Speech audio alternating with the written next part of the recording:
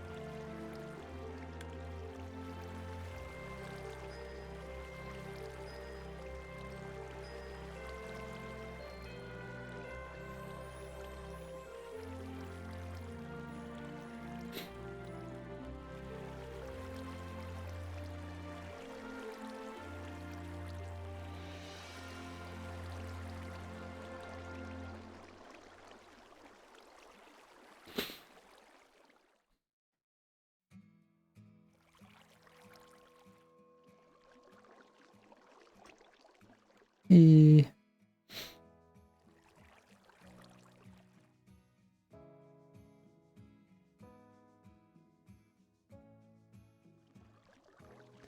So now we're ready to actually use these droppers. They're going to get powered by a note block here. And they're going to get filled in with these hoppers. We're going to start the hoppers from that one over there. We're going to connect them all back this direction. Then we're going to start a separate line that's going to this one, going this way.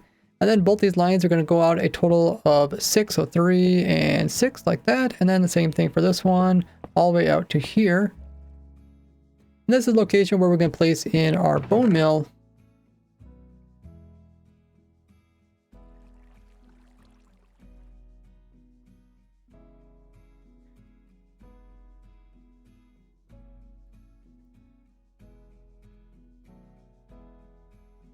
To grow up the trees automatically.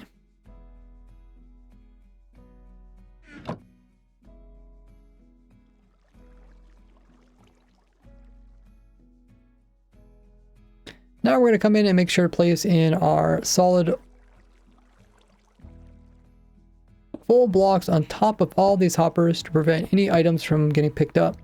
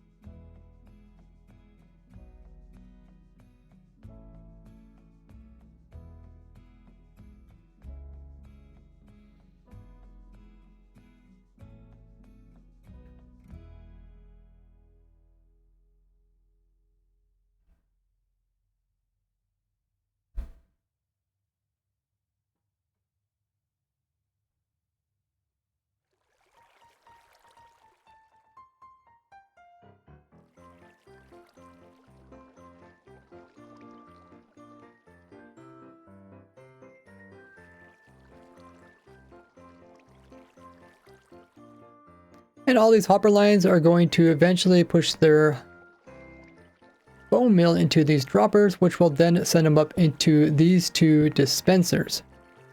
But the way we get them to send power upwards is we're going to have to power these guys with this block here.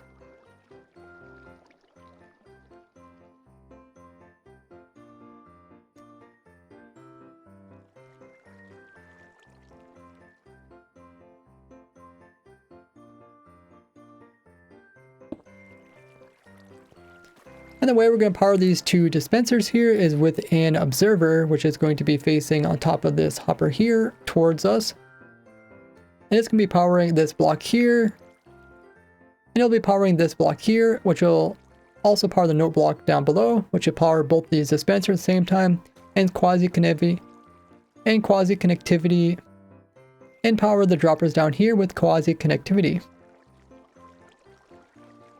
Now on the opposite side of this observer here, we're going to have another observer facing the opposite side, which is going to make a clock. We can turn this clock on and off by placing in a piston right there.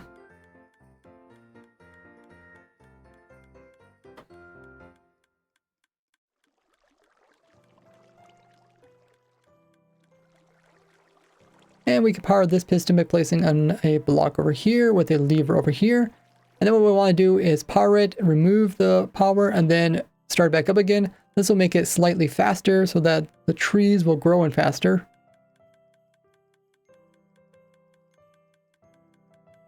And will decrease the chance of failure. We're also going to place in a block over top of this hopper here.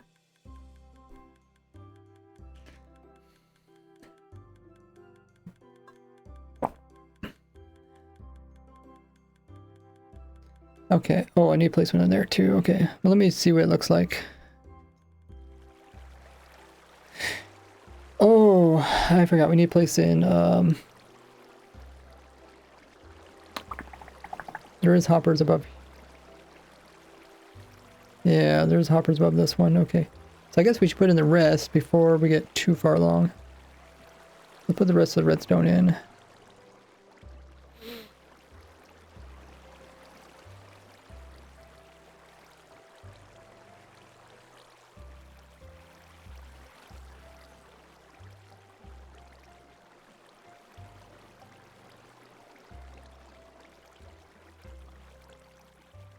Okay. They're in opposite corners.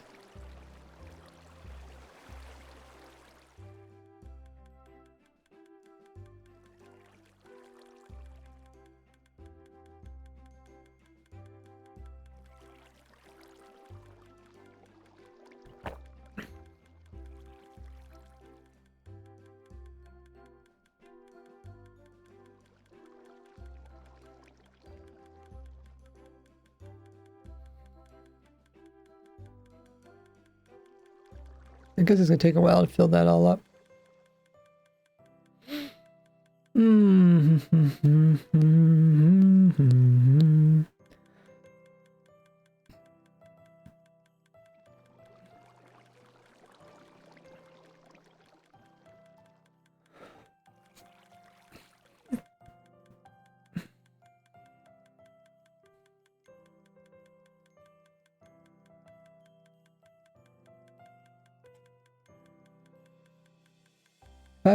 If I do this, does that stay that way or does it change?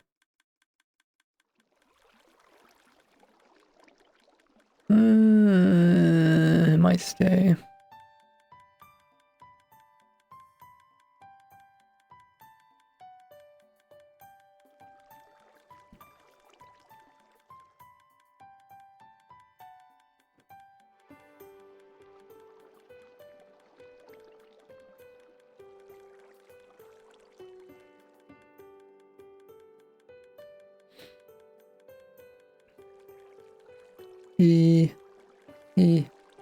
Now, while we wait for these dispensers to fill up with bone meal,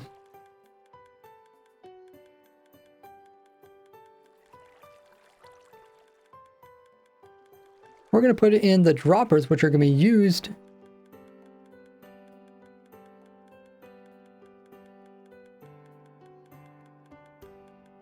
to send the items down into this water stream. So we're going to get down here, we're going to crouch.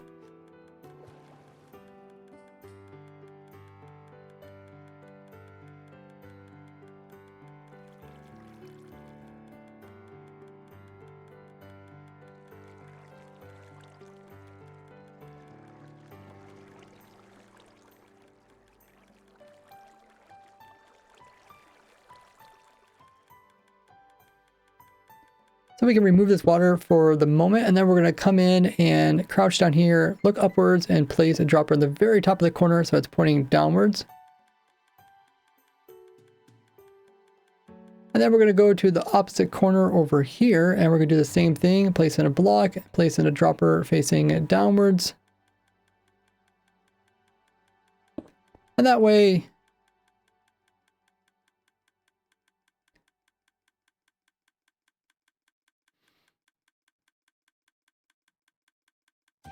and both these droppers are going to be fed items from the hoppers, which are going to be over here. We're going to have 2 facing each other, then 2 going into those.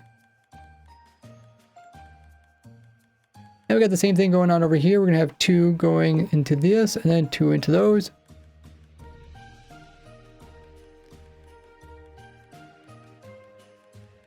And we're going to do the same thing on this side, but we're a little bit limited on space. We're going to place 1 there, 1 over here going into it. And we need to place a 3rd one, but we need to make sure that this 3rd one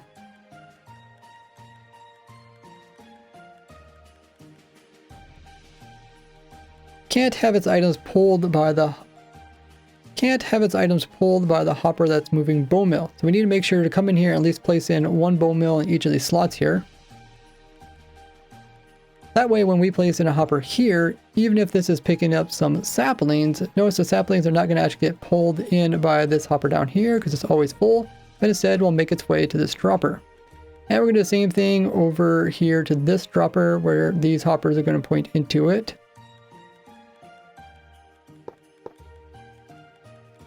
And we're going to do the same thing for this side over here where it's going to have a hopper pointing this way, and we're going to make sure that this hopper down here has at least bone meal in all of their slots before coming in and removing this block here and placing in a hopper. So now it should look like this.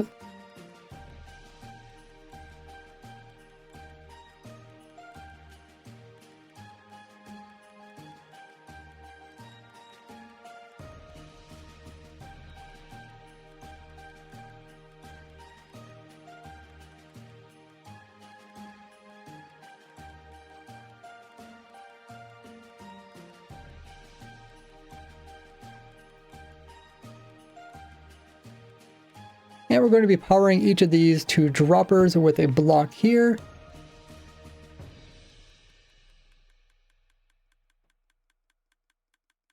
And observer clock, so we're going to have one observer facing that way and one facing this way. This will keep them powered so they shoot their items downwards. We're going to do the same thing with this drop over here with a power source. And then we're going to have an observer over here and one over here. So they're facing opposite directions. And so any items that are sent in here will get shot to the ground, and we can come in and place in our water once again, and you can see how they get washed around over there.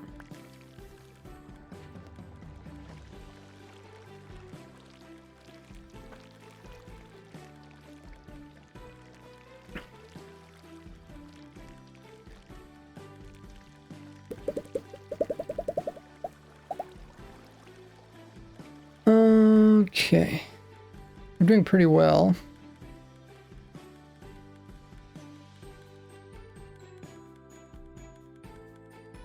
Oh, you did 109 quotes. That was impressive, Jack. That's crazy.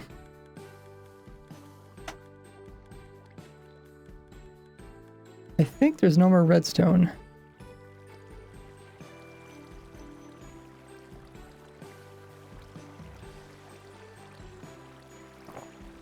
Okay, Twitch has run their schedule ad again, guys. 1, 2, 3, 4, 5, 6. Okay, it's 6 on each side.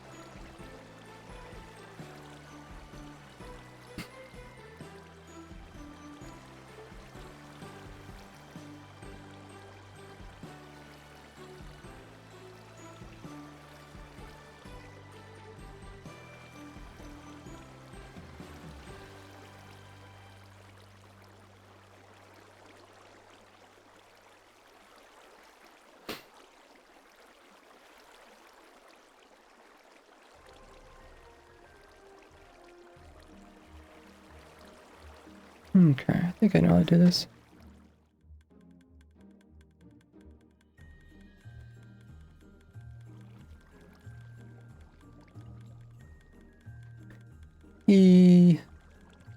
So now that we have all the redstone for the lower half, we can come in and place in the water, which will collect the majority of the items that fall from the tree. What we're going to do is we're going to start here in the center. And on each of these two sides, we're going to go out a total of 6. And if there is a gap, we're going to fill it in with blocks. So 1, 2, 3, 4, 5, 6. This side's already filled in. We're going to go over to this side here. We already got 2, and we're going to continue this. Another 4 on this side, or also, and another 4 on this side. And we'll do that to each of these sides.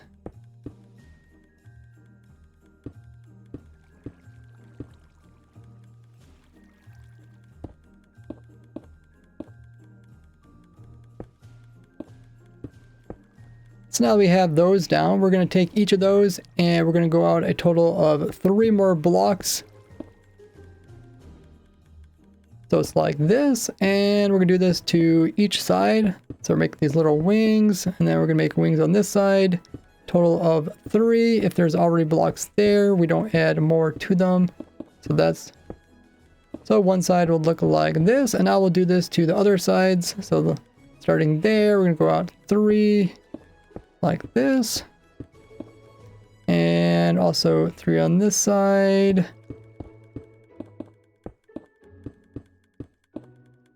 3 on this side,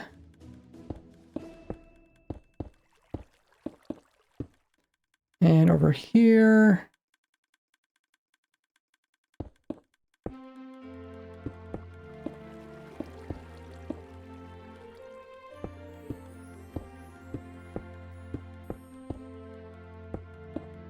this side as well.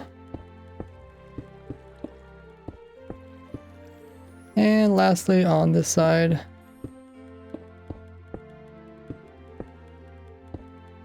So now it should look like this.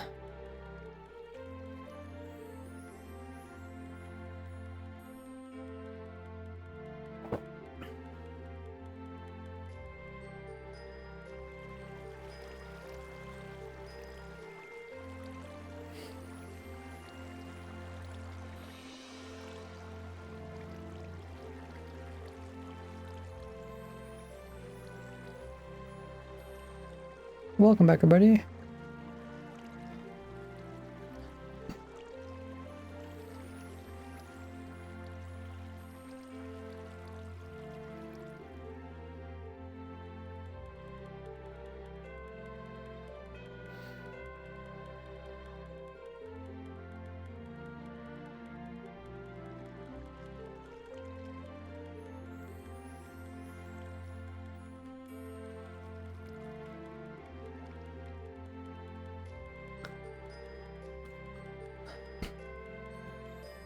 I'll remove that. I don't think we need any more.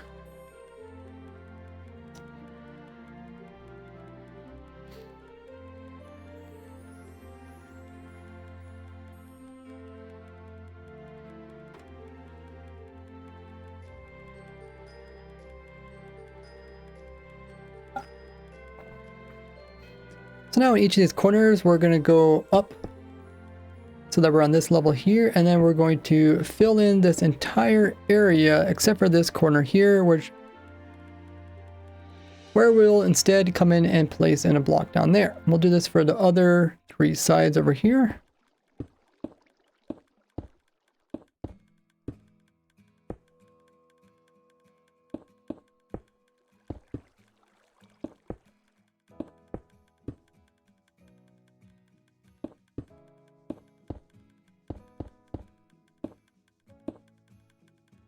Now it looks like this.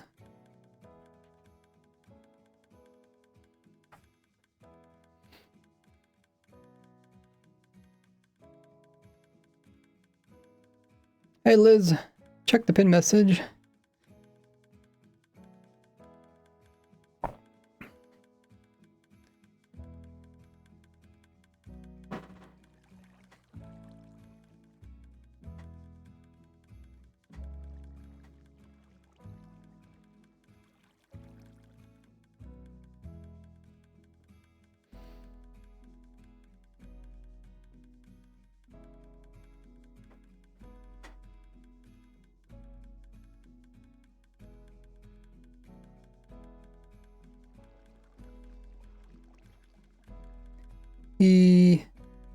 Now before we place in the water on top of this, we're going to hold the water in by placing in some walls. We're going to have some slabs on top of the chest so we can still access it.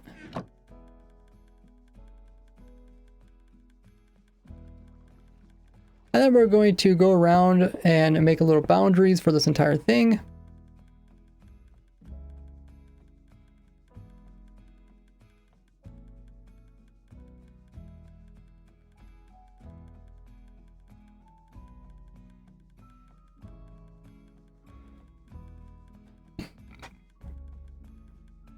When we get to these top layers here, we can come in with some indestructible block like obsidian, or you can just come in with some leaves and water, which is a bit cheaper. We need to have 2 of those on the edges here. Then we come in with some normal blocks here, and then every time we come to these edges, we're going to have these indestructible blocks here.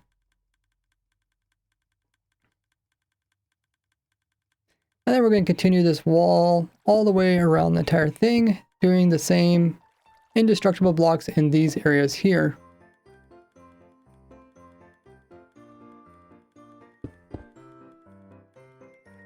Anything that's waterlogged can't be destroyed. We just got to make sure the water is not going into the farm. Messing up the flowing water, which we're going to place in a bit later.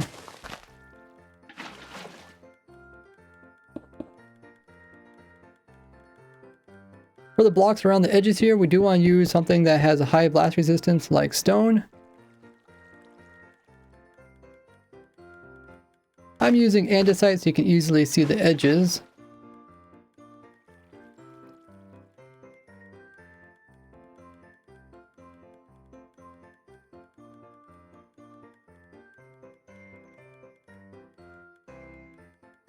And that way you can count how many blocks are in an area if you have trouble understanding the amount of placements, the amount that are being placed.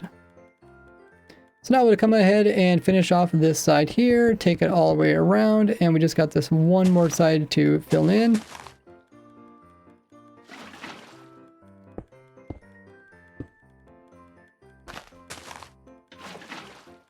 And then just like that, we finish the entire little area to hold in our water. Now we come in with a water source and place it right here in this corner here. You notice the water will flow almost all the way to the edge right here.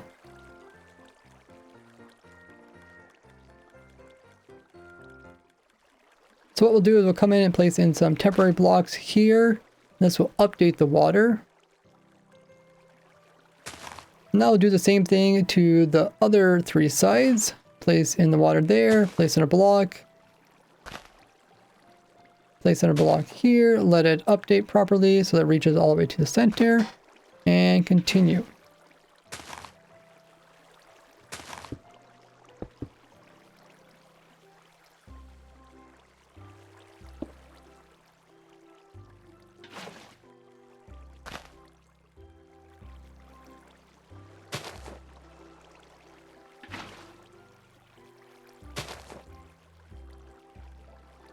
And when you're done, it should look like this, where none of the water actually goes into the center.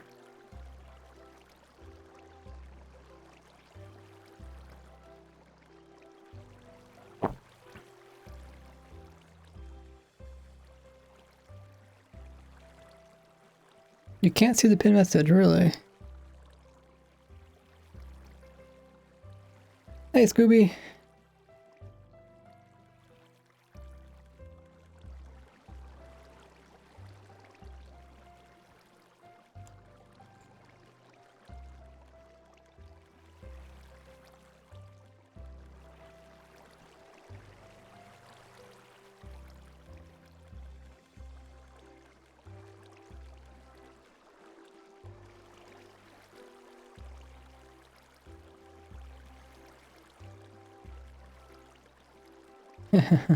Thank you, Scooby.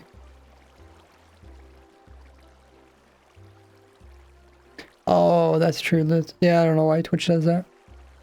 Especially on mobile, it must be really crammed. I think we're ready. I think we're ready to go upwards. Let me just double check.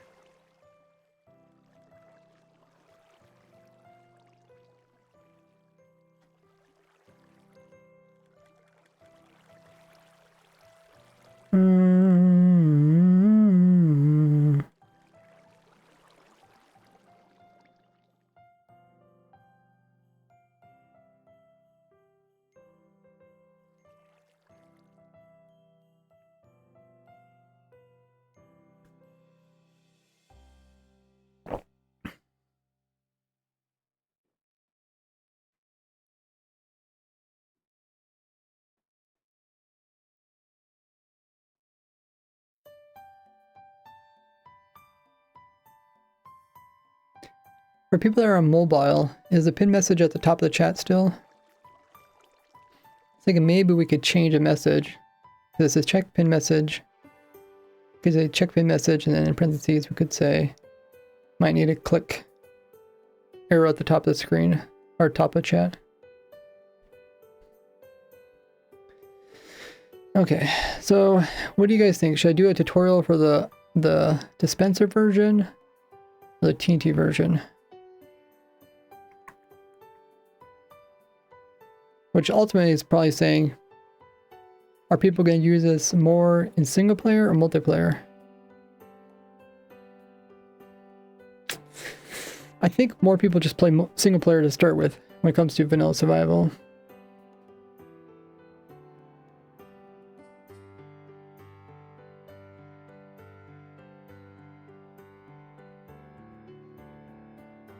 So I think I should do the TNT version.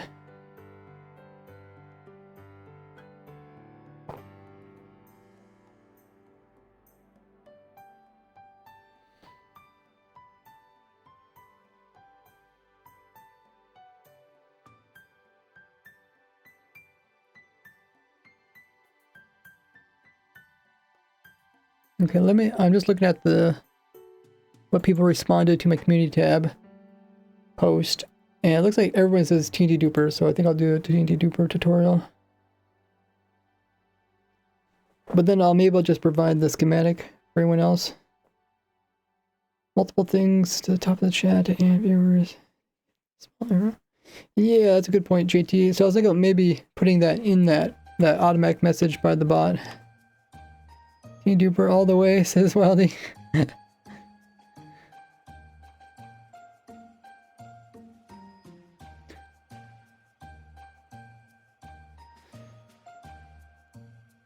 Single player, says Liz.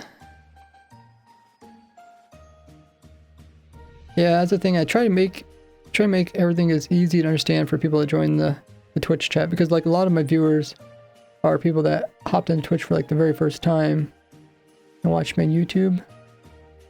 So I want to make the make the situation as nice as possible for them.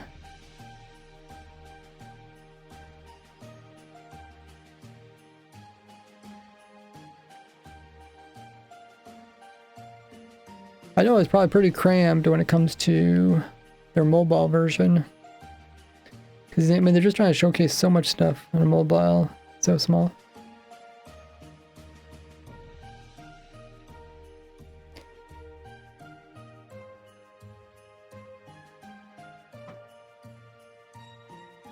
And the drop thing, I think the drop thing should be done pretty soon. Thought it was to the beginning of the month.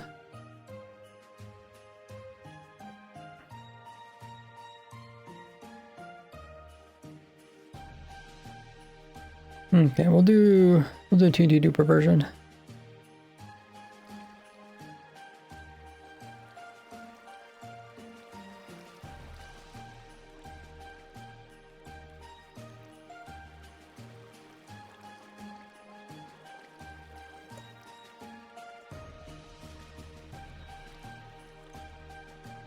$62.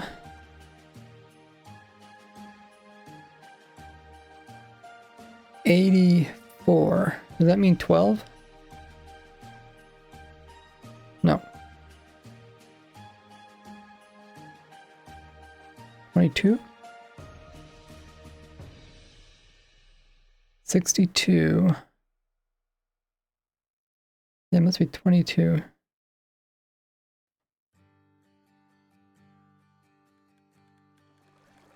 If I have just 22 of these.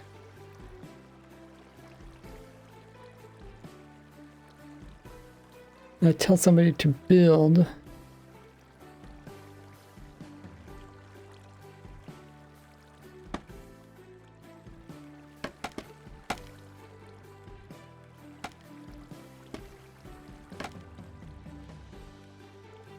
There's something above. Oh. I don't want to go that direction. Wait.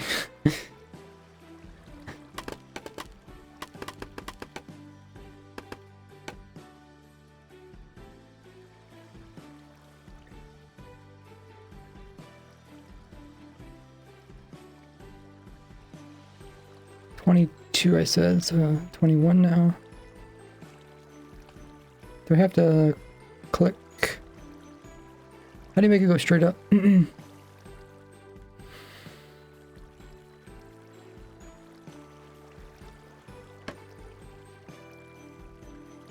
it went that direction. Do I have to click on this piece? Oh, there.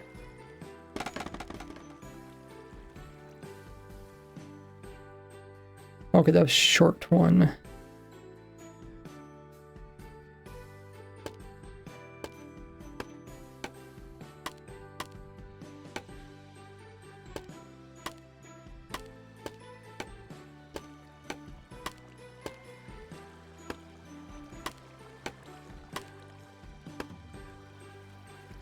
Okay. 22 was enough, so there was one extra.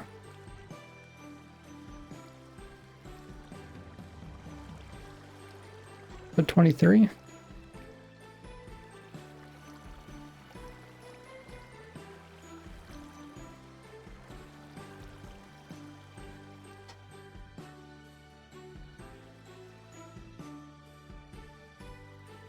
Mm-hmm.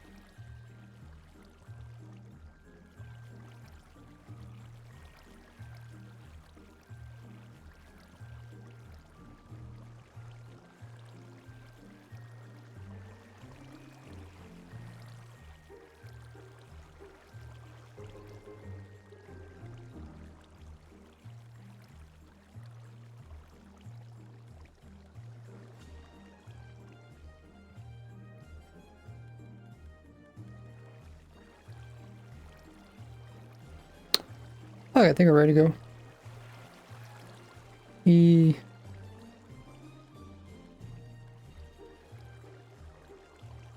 E.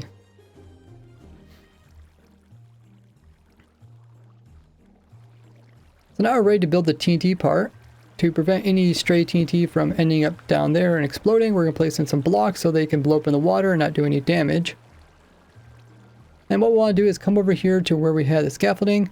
We want to put exactly 23 scaffolding in our hand here. Then we're going to click this direction to place in one over there. And then we're going to place all the rest on the edge of this one, and this will put them directly above us. Just hold down right click and that will place all of them so that you can go as high as we need to get, which is all the way up here.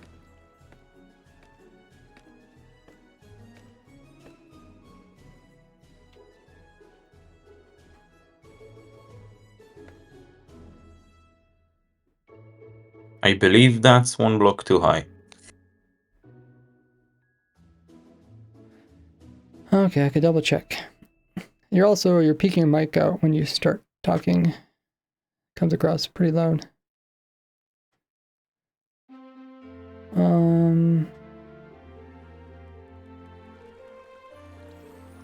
We can count this.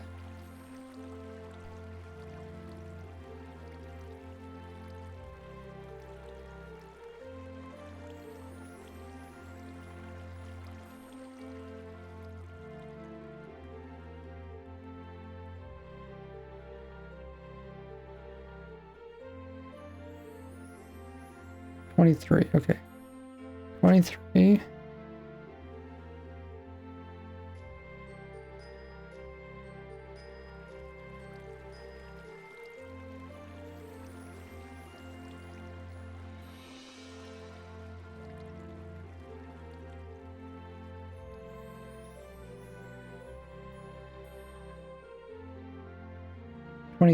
We're both 23.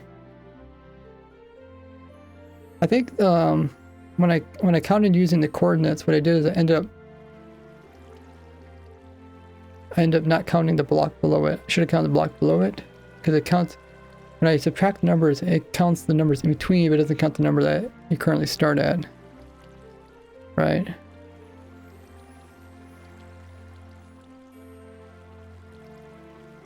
Yeah. I don't know what's that called. There's a name for that thing. Okay, so how do I do this next part? This is gonna be kind of annoying.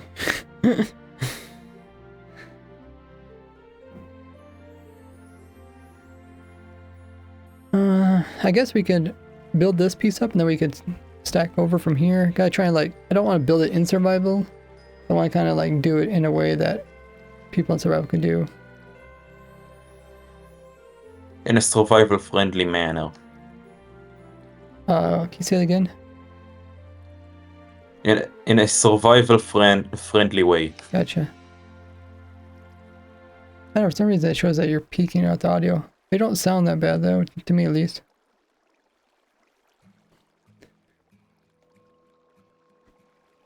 I think you just the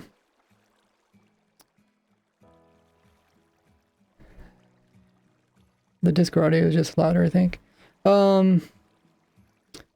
Okay, so we go over here, we come over here, and then from here we could probably place these pistons facing downwards.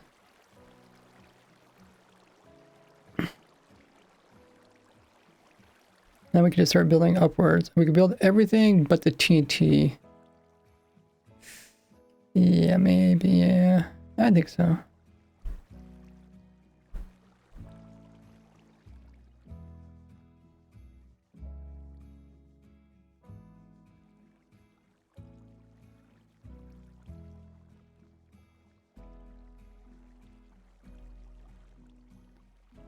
I worked on a wither farm project for 6 months. Proud of it because some YouTuber does it in a month.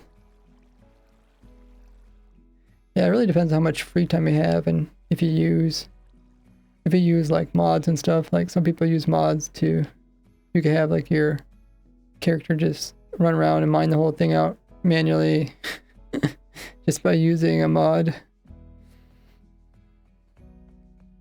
Okay. And then I think I just start building upwards.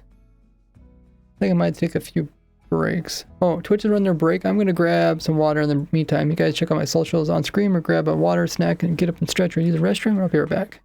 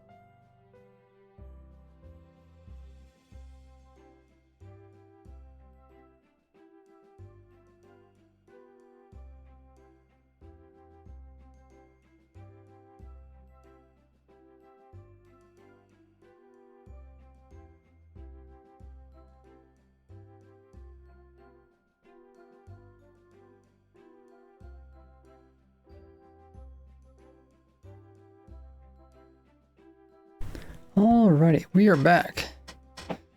Oh, hopefully you guys took the opportunity to grab a drink, grab a snack, get up a stretch, or use the restroom. Can't remember what this was used for. Maybe to extend them all.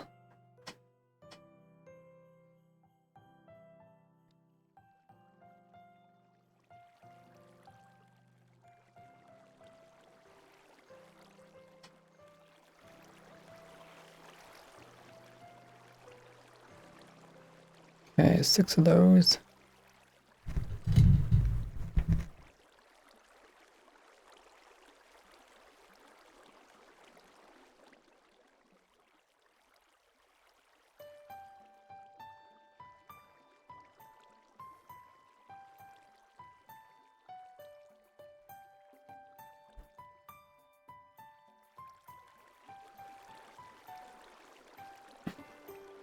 Okay, I guess we just do this part first.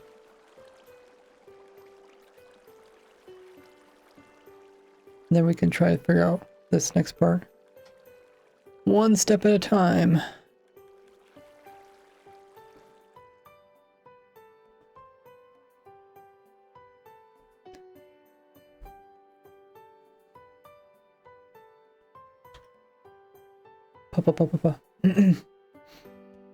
Now to protect our scaffolding from the TNT blast, we're going to come in with some stone blocks here. Then we're going to put in 6 indestructible blocks on this side over here.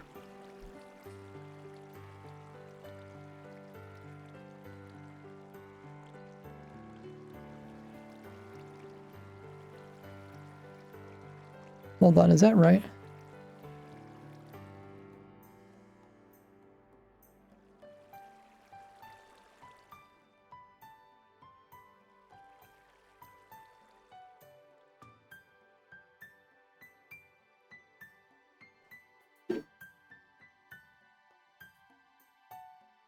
Oh, it is, because this is the TNT that can destroy it, not this one over here. I thought it was that one.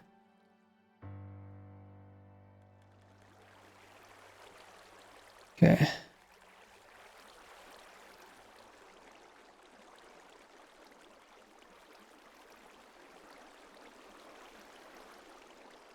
We have too many.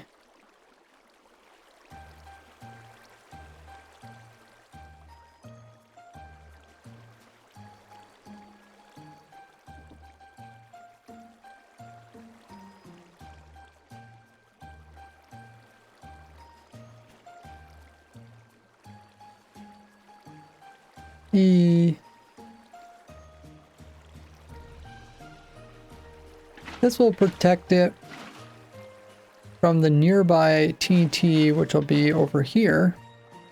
Then we're going to continue this upwards with stone blocks until we get at the same level as the indestructible blocks. And then we're going to put in one more layer of stone like this.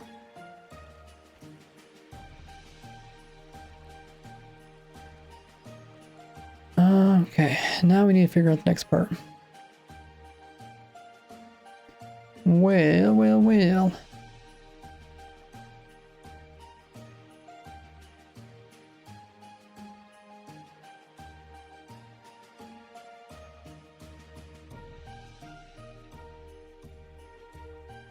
Whether it gets a bit confusing. I know some people like to use the non-fly machine dupers, but I feel like these are easier.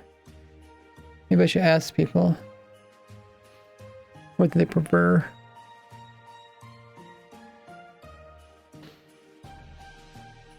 What do you guys in chat like? Do you guys like the slime version of the T-dupers, or do you like the redstone versions?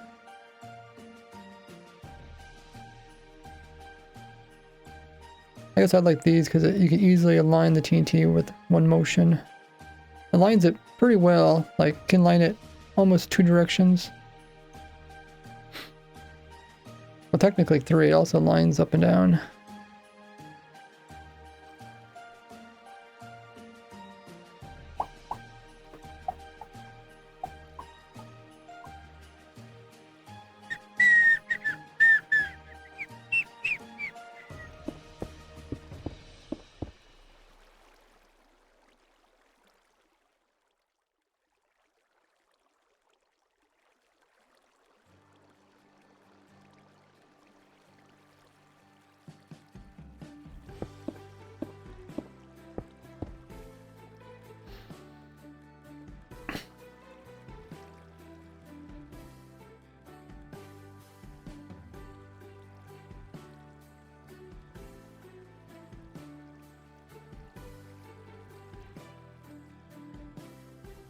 Okay, I guess we start with this level here. We do these 2 dupers.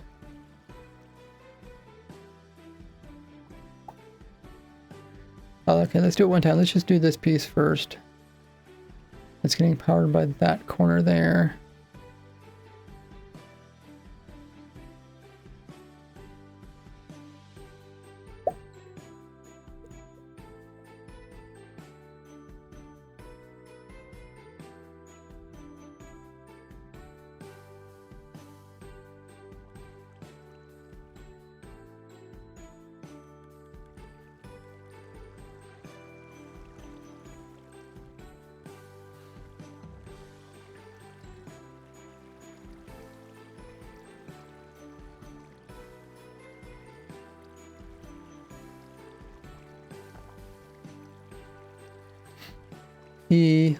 Now from here, we're going to scaffold out a total of 6 blocks with some temporary blocks. I recommend using leaves because they can easily get removed by the machine later on. Then we're going to come in and place in a 2x2 platform, and this platform should be directly on top of the 2x2 we have down there.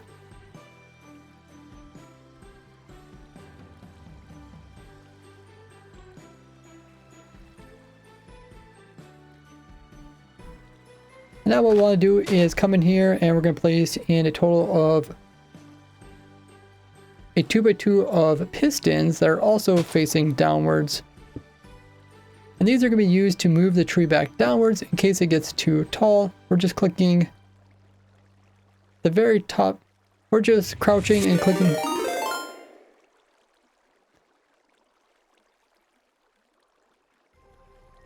Oh, we got a raid. Hey, Tanisha. Thanks for the amazing raid. We're just crouching and clicking at the very top of these here in order to make the pistons face downwards like this. Okay, let me just finish recording that. Hey, Tanisha. Thank you so much for the amazing raid. What was Tanisha working on in their hardcore world? I'm guessing you already updated to the, what is it called? Gardening Awakening update? Such a strange name. I guess it's technically a drop, but it's also update at the same time. Oh yeah, there's a shout out. If you guys haven't already dropped Tanisha a lovely follow over there, click that and you guys will be able to follow them directly from here, which is pretty cool. It's at the top of the chat. Last playing some Minecraft, of course. If you guys know Tanisha is a long-time hardcore Minecraft player. The way you got into hardcore Minecraft, I think that's just the craziest story ever. Like the way you just naturally was good at hardcore. That's just insane. I think I played hardcore maybe one time when it came out. Yeah. And I was like so annoyed because I died to a bug. Or like, you know where you scaffold over lava and then the block vanishes and you just fall into lava? That's what happened to me. I was like, no, not for me. Welcome in, Raiders. Yeah, you have a really amazing hardcore world. Actually, you probably seen it. You probably got told, but you got showcased in the Garden Awakening. One of the Minecraft videos. Was it the? It might have been the monthly video. You probably got told about that. It's pretty cool. Did they just pick you, or did you like submit something? Also, welcome in Miri.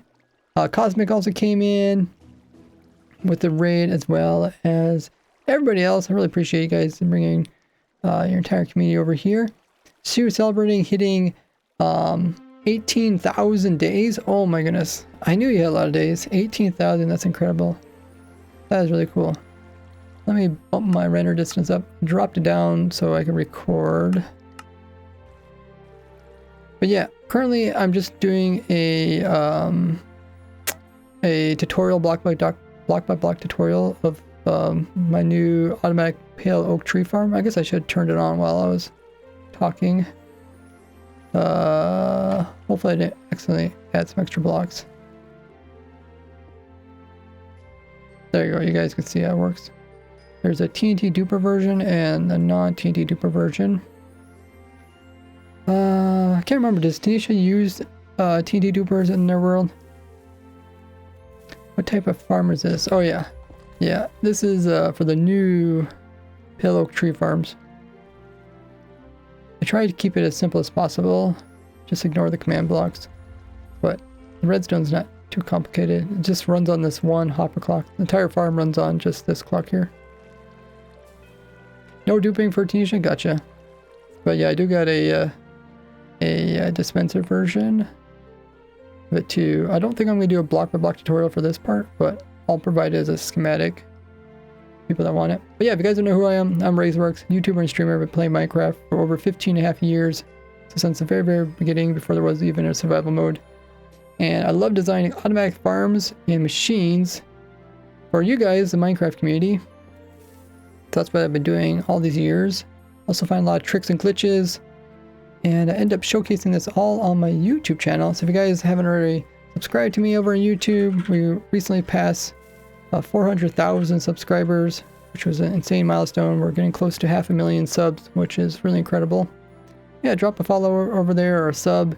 I'm also on Discord, Twitter, TikTok, Instagram, Reddit, all that stuff. So you guys can look me up, RaiseWorks, and see what kind of crazy machines and farms that I am building.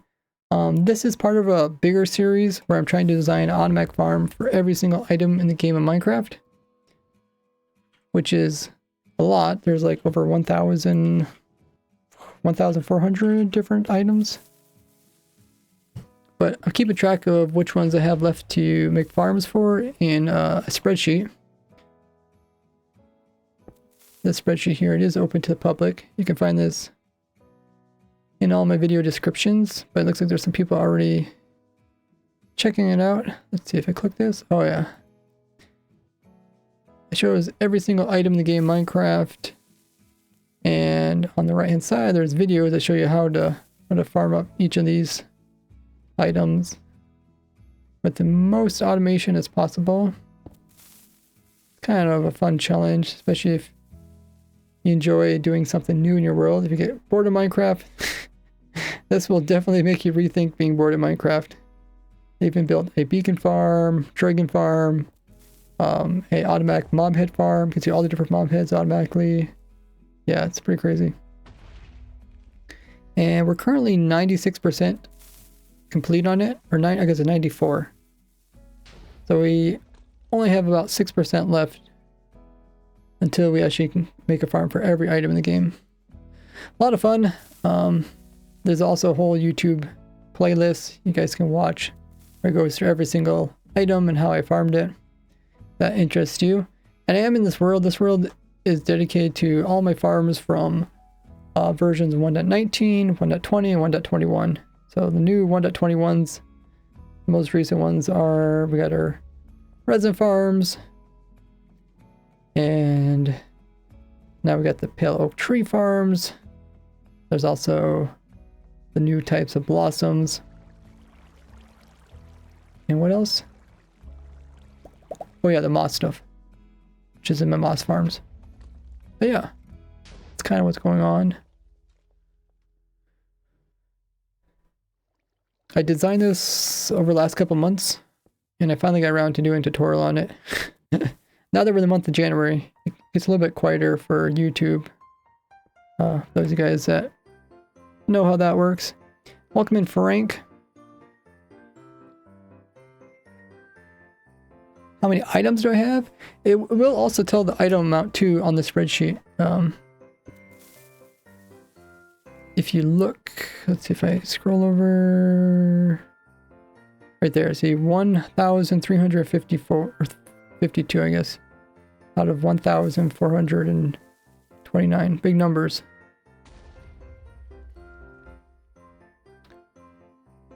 Welcome in, Scoo. We also got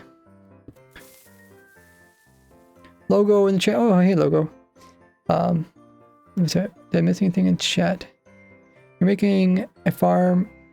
You're making every farm in Minecraft. Yeah, I'm designing them. All these are designed by me. I start from scratch and just slowly start adding pieces onto it. It might take me, months. Like my beacon farm, my first beacon farm took me several years to design. But it was also very complicated. like 10 years ago. Imagine making a beacon farm in Minecraft 10 years ago. That's what I did. I made the first beacon farm. Now it got a bit easier over the years, but the first one was pretty weird.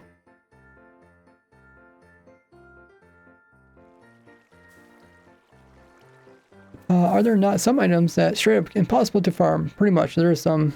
So I don't think I'll ever really reach 100%, but like I said, it's trying to automate it as much as possible. Even the ones that are not renewable. But it is a fun challenge. Even something like a mobbit farm. That's probably, actually the mobbit farm is right there. It's actually really simple. You see that right there? That's actually an automatic mobbit farm. This little box here and that little water stream. So like, sometimes the farms take a long time to design, but for you to actually build them in survival isn't that much work. But it just took me a while to figure out like the perfect way to make something simple that people will actually build. Here's this is amazing resource. Yeah, the spreadsheet is public. You guys can use it. You can use it to sort other things too, as it has all the items. Frank said, I've watched so many of your videos. Oh, really? Oh, that's so cool. You guys actually recognize me. Welcome in. Yeah, this is my Twitch stream. I think I've been streaming for almost 7 years on Twitch. I used to stream every day, but now I just stream 4 times a day. Streams are pretty chill. Just me doing all the crazy stuff that makes into a video. It all starts here. You can see kind of the behind the scenes, how I overcome different problems, how I come across different weird mechanics and tricks, and how I implement them into different farms machines. Like I said, I do find a lot of glitches and tricks during this process, which I do showcase on my YouTube channel as well. And I talk about the newest snapshots. Probably be a new snapshot coming this Wednesday, which is going to nerf XP gold farms with pigmen. So look forward to that. Or Dread looking for that. Resin farm? Yeah, those are the resin farms up there. I think Tanisha got them in her world. The simpler ones. I see the green and red spreadsheet. So many videos. Yeah, I try to showcase people the progress. Still working on this farm. We're actually doing the tutorial. We're doing the block by block tutorial, so I'm halfway through building it. And we got a raid from Tanisha. So I'm kind of showing all the raiders what's going on.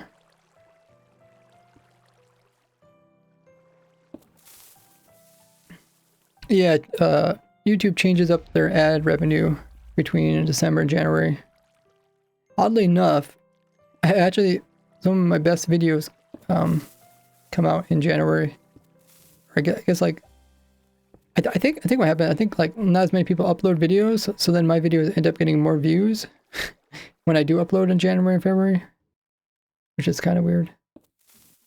So I guess if you're kind of a smaller YouTuber, it's a good time to upload in January and February. At least consistently upload.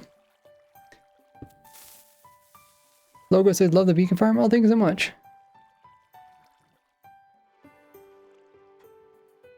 Oh, did I say I stream 4 times a day? I meant 4 times a week. Thanks, Sonata, for catching that. Oh, did you quote? Oh, you quoted it, didn't you?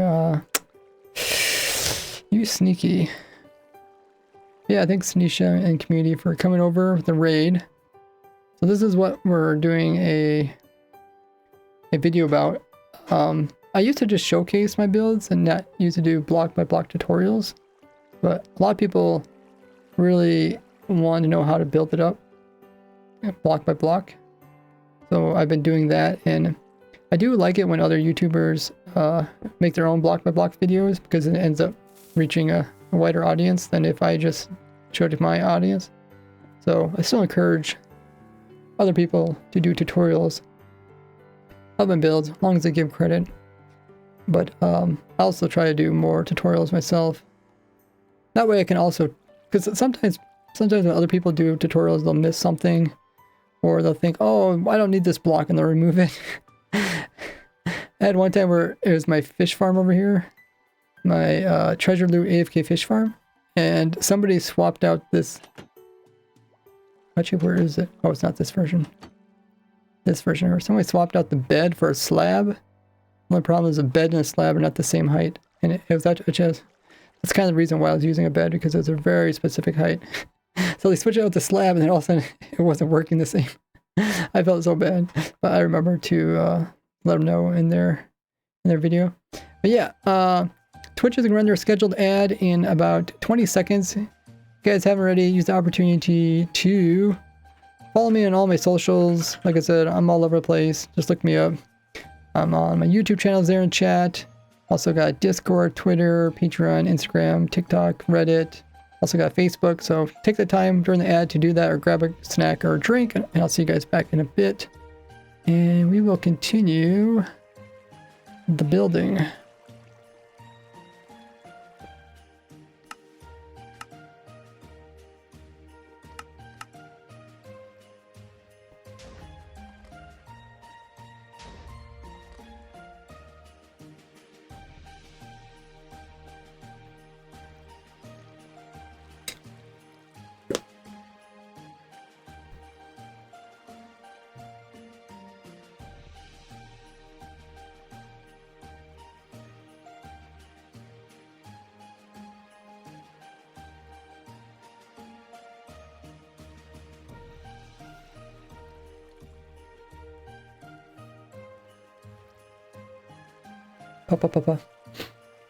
Put the pistons in place. We're going to get up on top of them, and we're going to place in 4 redstone here.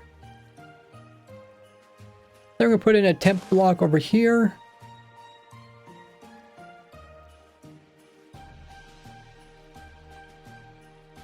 With an observer facing downwards, so it will activate these pistons.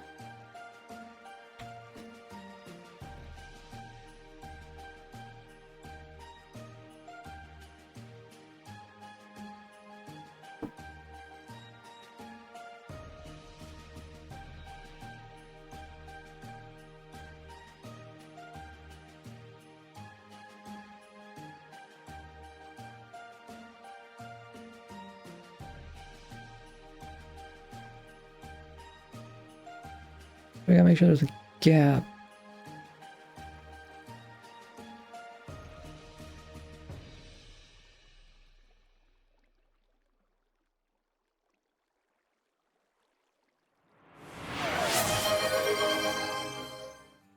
Oh.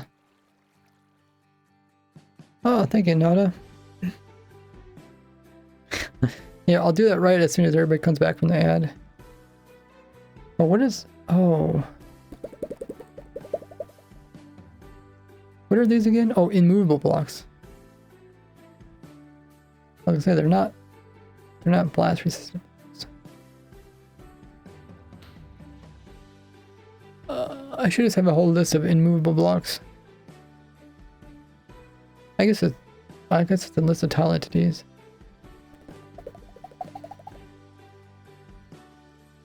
Okay, so I put this down, and then we have to go.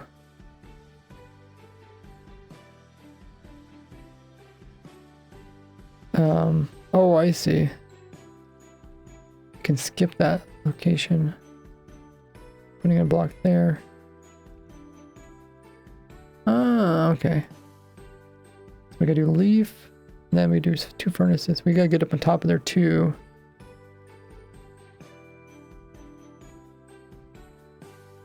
And then, can I build the rest of this from up there?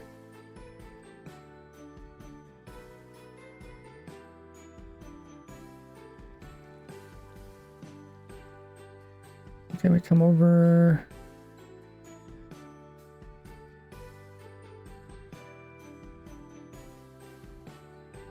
It's gonna be a total of... Okay, welcome back, everybody. I'm just counting out the blocks. One of the hardest parts about doing a block tutorial is just making sure you make it easy for people to actually follow along. And I do typically record it in one go, so I try to try not to make any mistakes. Okay, so I need to place 3 blocks on that side, and then leaf and 2 of those. Okay, I think I got this. Should probably take some screenshots or something.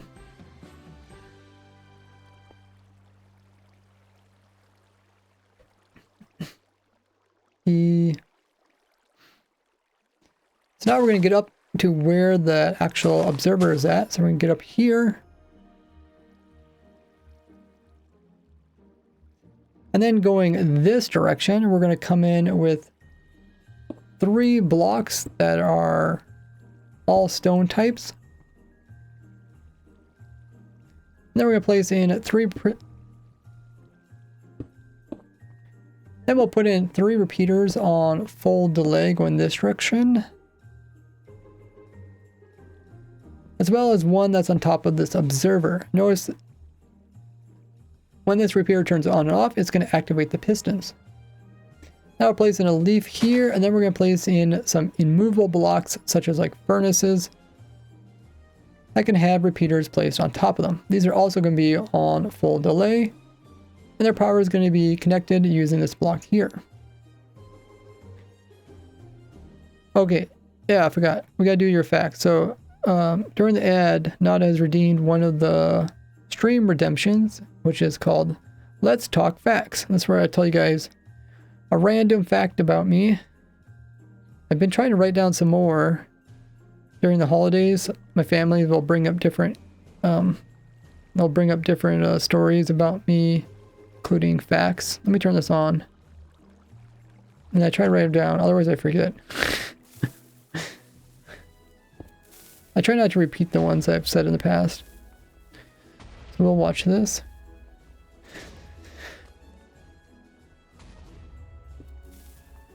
Let me pull up my phone.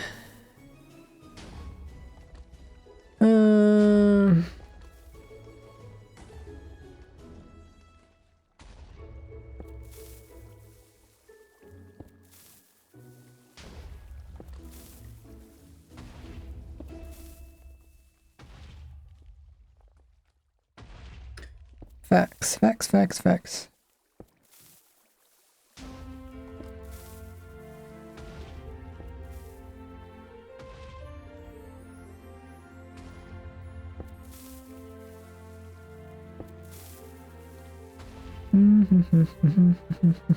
Oh, okay.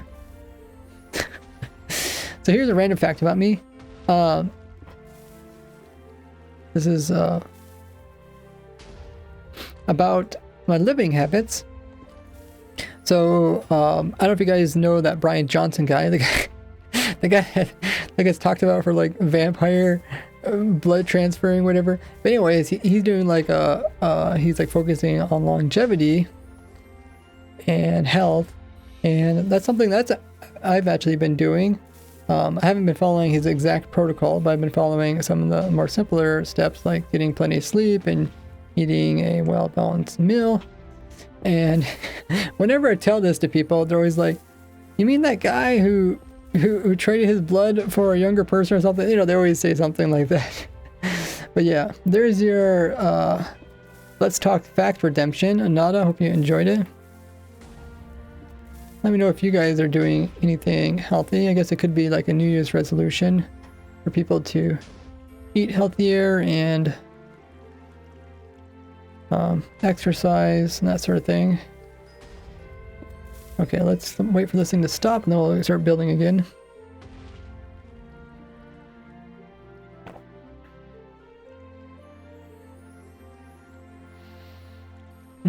Okay, so we did this. I should probably do this direction because this is a dead end.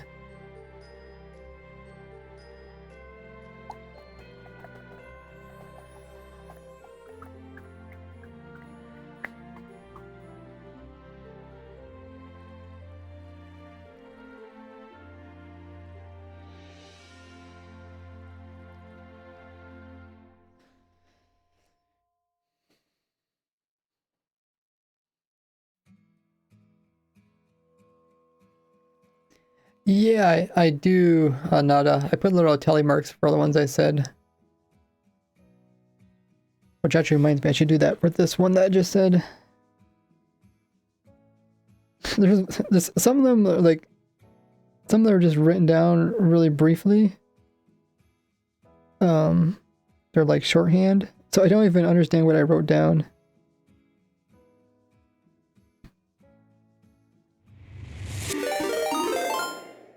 Oh my goodness, we got a raid from 2B2T Journey. Welcome in, raiders. How was your stream there, Journey? Were you still looking for stashes in 2B2T? I actually had a question. I don't know if I asked you last time. I was wondering, because I remember FitMC, he used to do these streams, right? What do they call them, like Sunday streams or something, where he would go around and play in 2B2T. Since I don't think he does those anymore, right? Maybe he does. I was just wondering if that encouraged you to do streams like that or similar streams, or if that has helped your stream out. Because I know it's like whenever like, you know, like Dream SMP when he did like speedruns, right? When Dream stopped doing speedruns, and all the smaller speedrun streamers got more views because the bigger streamer ended. So I wonder if something similar happens in like 2B2T. Journey says it was good. Glad to hear that. Thanks for the raid. We back. Oh, you found a stash, really? And a base. Okay, what was in the stash? There's a shout out to Journey. If you guys want to watch him find some stashes on 2B2T. He plays SMPs now. Okay, that's what I thought. Does he still do like the one-off videos where he just talks about 2B2T?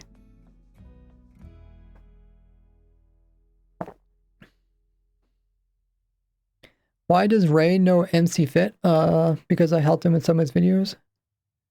And I mentioned in some of his videos.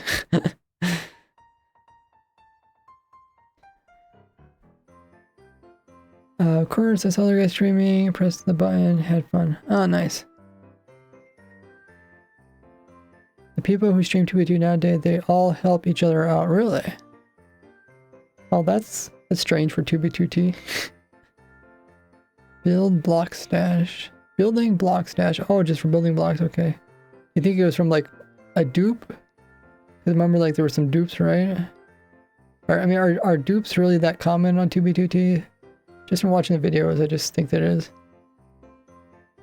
He LARPs and lies sometimes. Well, I mean, that's what role-playing is all about, right? It's kind of like acting.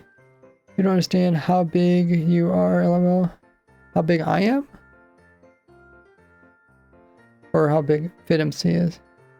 We are a community. Oh, that's really cool. I'm actually really impressed because like 2b2t is known for like anarchy. So when I hear that the streamers like work together in some way, I'm just thinking, wow, that's really crazy.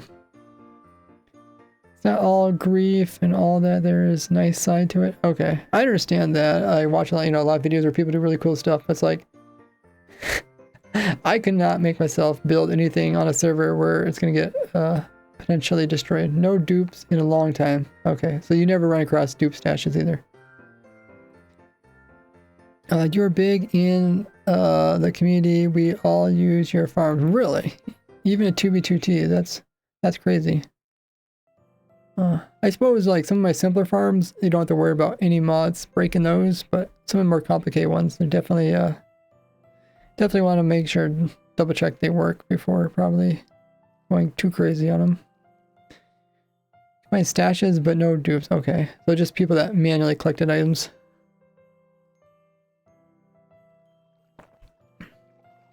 Or collecting with farms. Okay.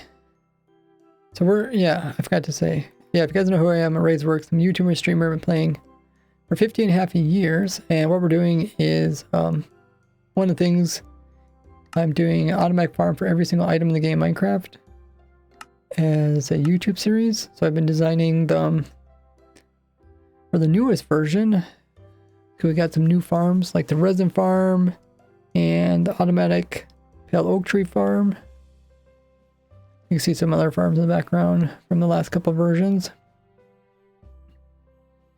And yes, we're now actually done designing it. Been designing it for the last couple of months.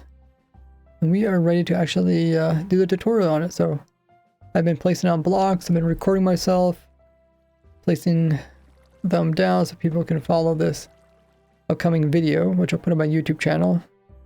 By the way, if you guys haven't already followed me, there's my social there in the chat. We're getting close to 500,000 subscribers on YouTube, so click that sub button over there. And you can also join my Discord, Twitter, TikTok, Instagram, Patreon, Reddit. I even got Facebook now. Yeah, wherever you're at, just look up Razeworks. You can kind of see some of the stuff I'm working on. Also do find a lot of glitches and tricks, and I showcase those on my channel.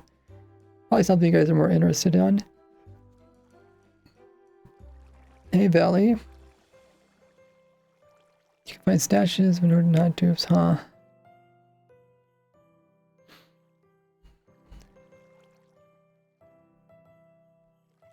Oh yeah, you guys, I forgot, you guys can use mods, modded clients. I would call them hat clients. But I know some people are like, they're not hat clients.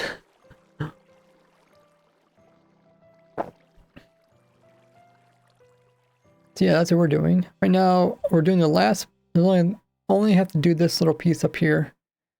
And then I'm done for the actual building part of the video. So I'm gonna try to build this duper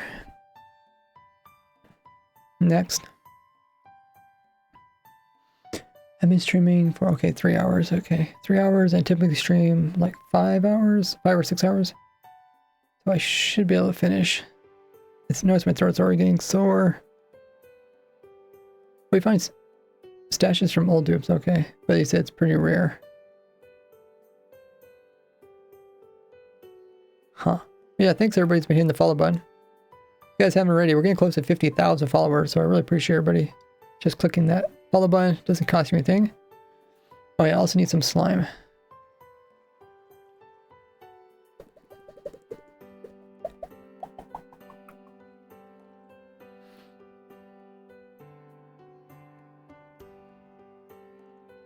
Okay.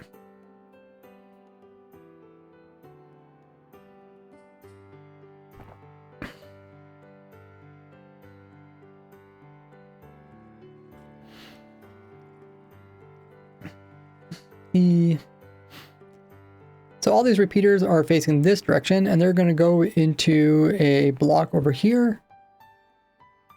And then that block is going to power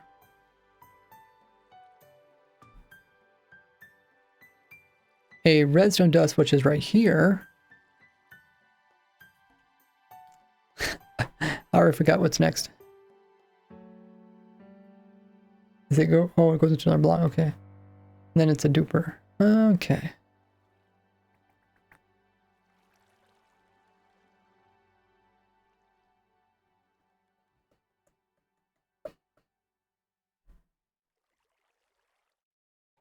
The duper's underneath. Oh man. The duper's in front. Okay.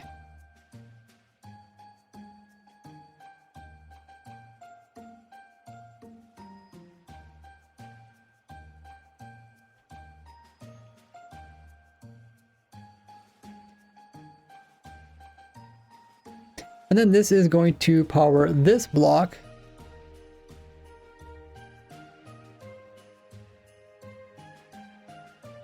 Which is going to activate a duper for the TNT, which is going to be right over here.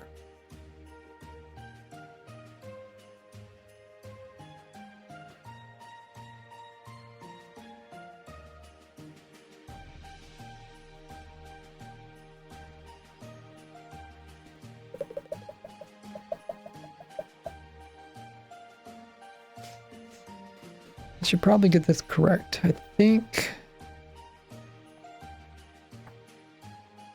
it's going away from me, right? It's going away from me.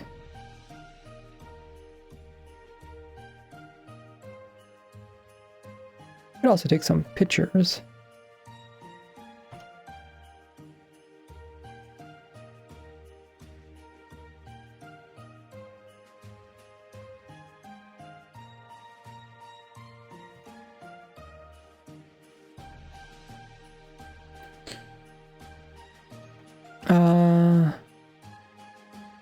The mod name for building, schematic. I think it's called schematic.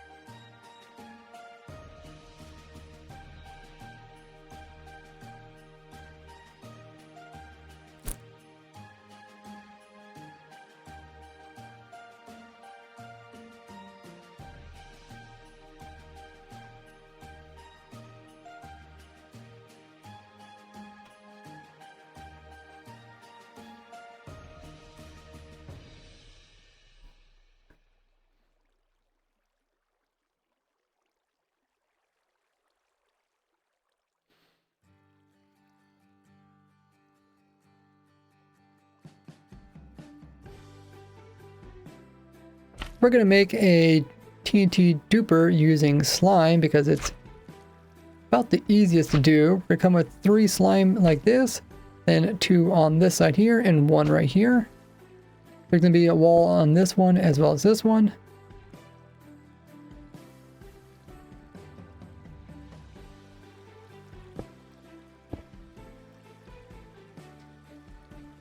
And then we're going to place in a dead coral fan on the top of that.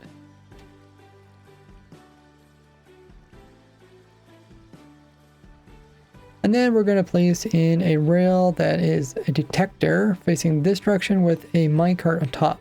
We won't put the TNT in at this moment.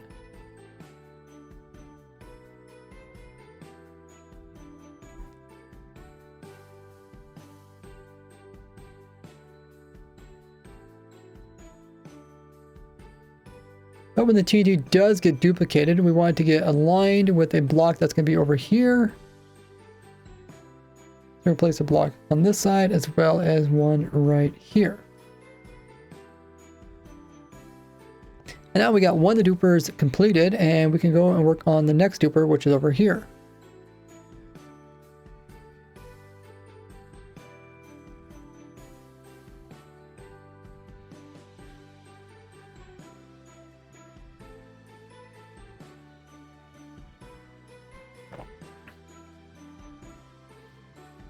So the power that goes into these repeaters is going to first come from this block right here.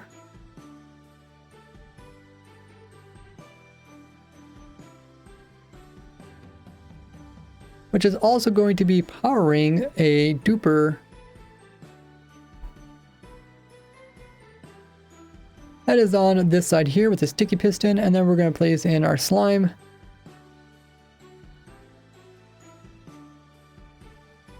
We need to place in 3 of them vertically. In order to place in the other ones, we can always hop down here and scaffold over there using our leaves.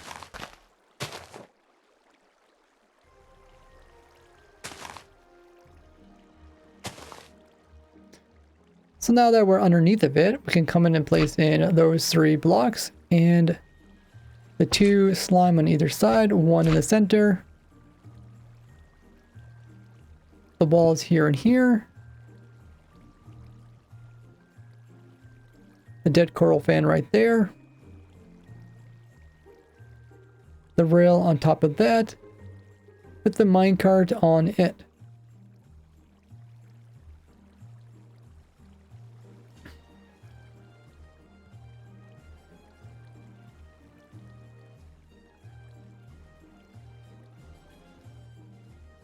And just like before, we want the items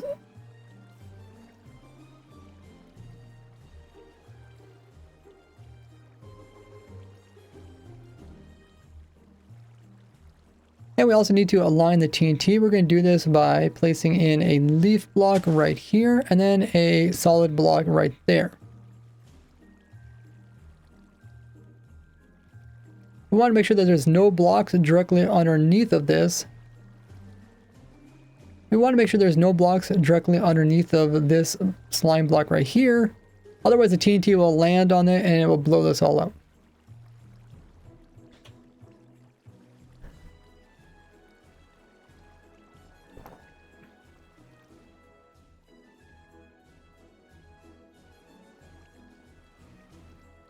Hey Loki. I'm trying to learn redstone. What's a good advice for redstone? I would just check out the Minecraft wiki.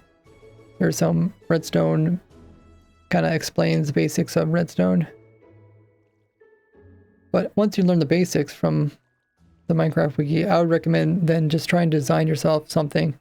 Like design your own door, design your own farm. And then by designing it, you'll end up learning a lot more than just like looking at something, try and memorize it. Well, yeah, definitely test it out in Creative World. It's a great way to learn so you don't have worry about limitations. Okay, so we got both the dupers in. I think they're right.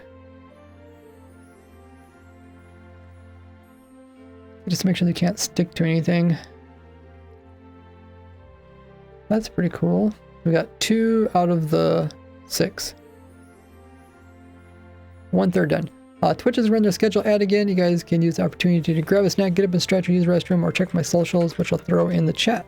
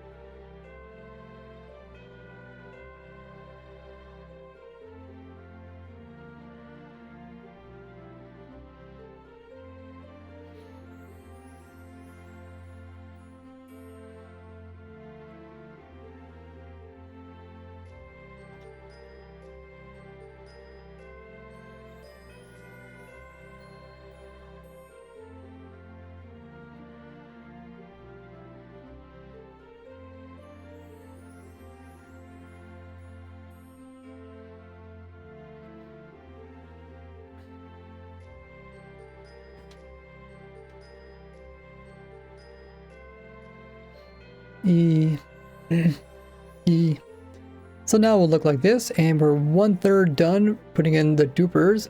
So the way we're going to power both of these, pistons here is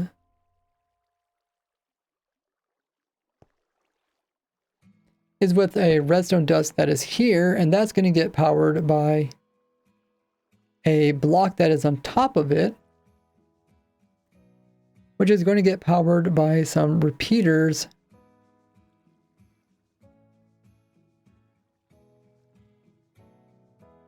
So first we're going to put in 6 blocks total here.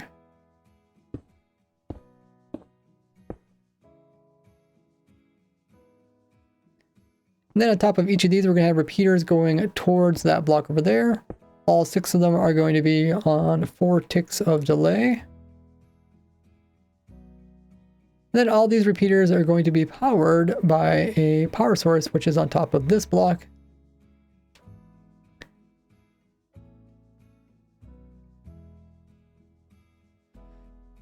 Oh, I should pull up the image.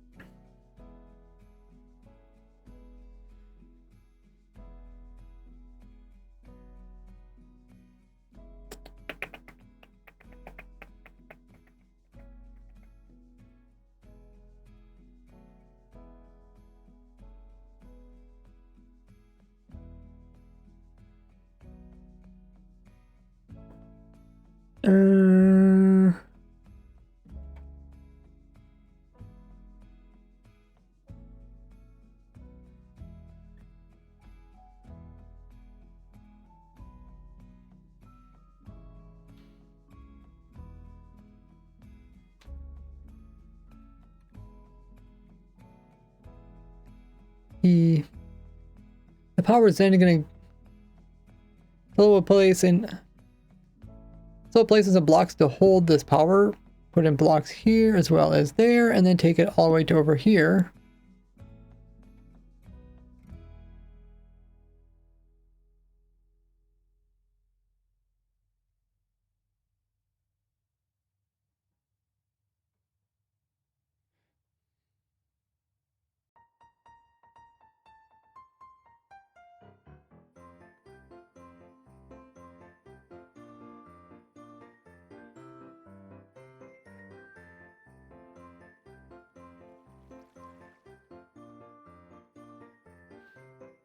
And this is where we have to put in another TNT duper. We can once again use some leaves in order to stack out so we can actually access this place.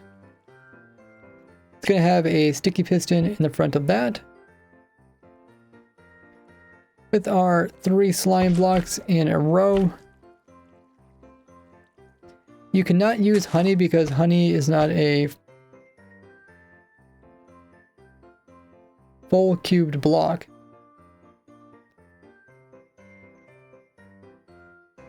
Of course, we're going to have our slime there, and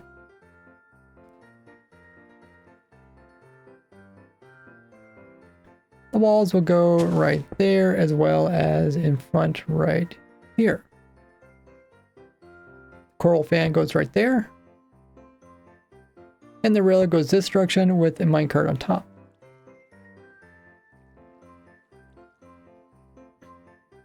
Once again, we want to make sure there's no blocks underneath that coral piece over there. And then we're going to also place in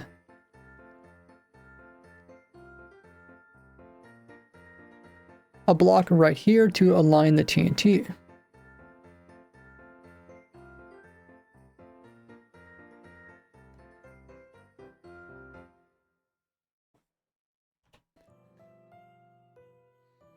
Thanks everybody's been hitting the follow button. Like I said, we're getting really close to 50,000 followers.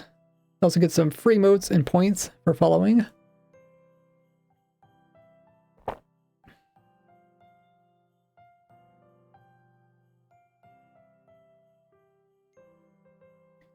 Okay, so we're doing pretty well.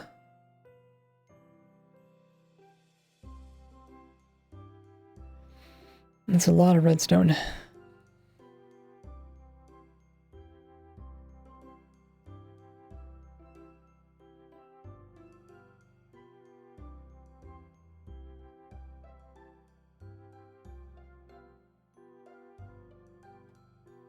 See why it could be a bit confusing.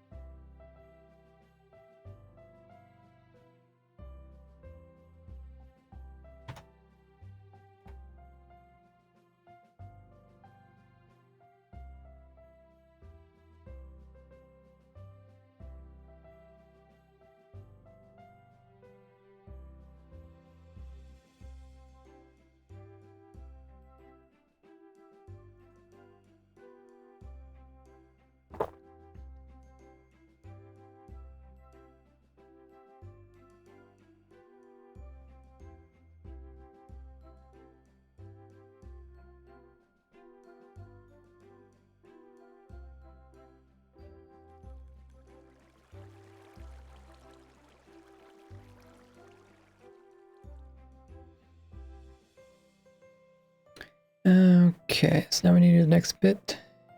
8 blocks.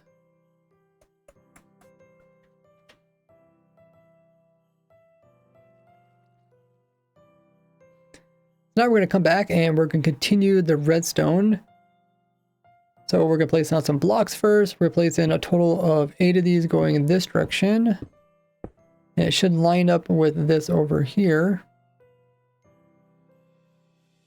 And then all these blocks will have some redstone dust on them, taking us all the way to that piston there. And then this redstone here is going to be powered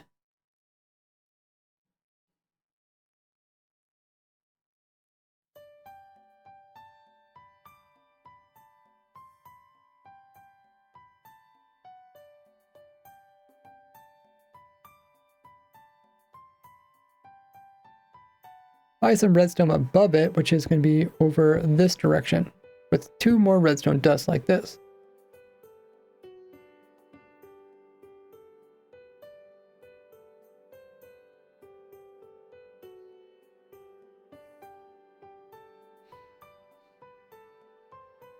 Now we need to place in the next duper. We can start by placing in some blocks down here. We need to take this all the way to over here.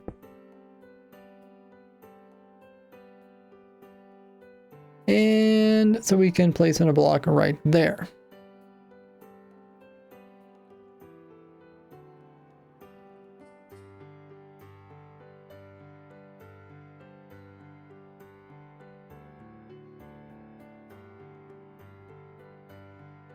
And then in front of this block is where we're going to have the next duper with the piston.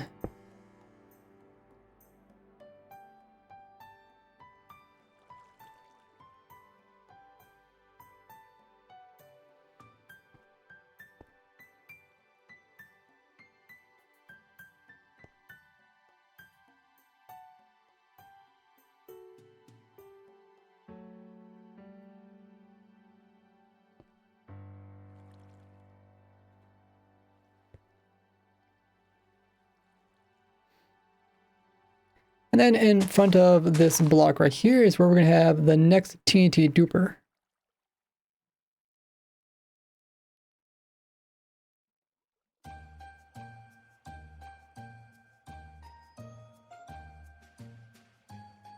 Once again, we'll have to place in 3 slimes in a row here. In order to place in the last one, we're going to have to scaffold down a bit lower, which we can do by clicking on some blocks down below and using our leaves.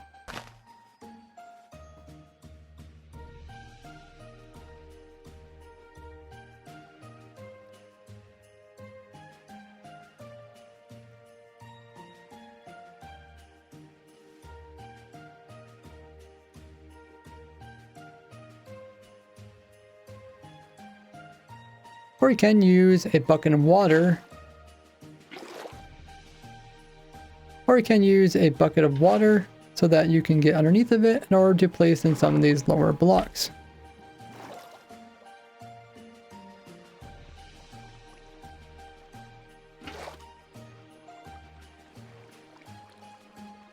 And once again, we'll want to place in the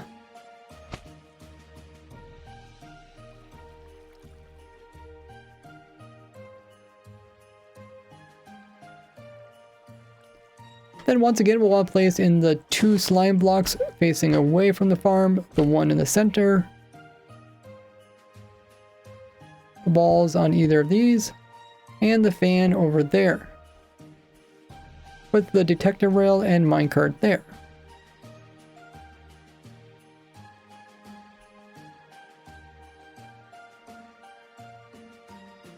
And like before, right behind this fan here, we want to place in our solid block.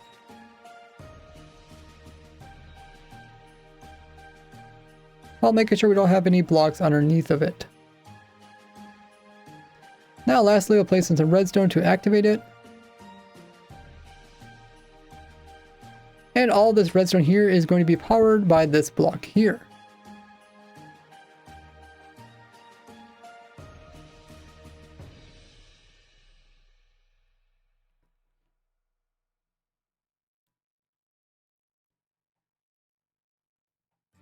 Which is going to have a repeater on top of it on full delay, and it's going to push its power into this block, and it's going to come from another repeater which is over here on full delay. I betcha. Welcome in, CJ.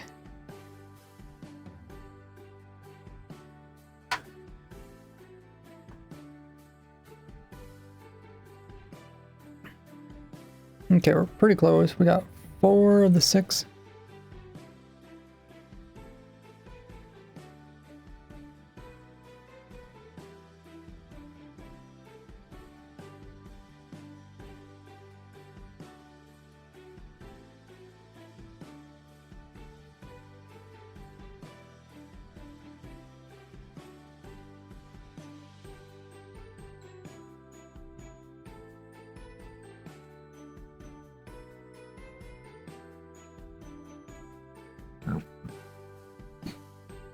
Got 4 more going that direction, and this goes back down again. It's kind of strange.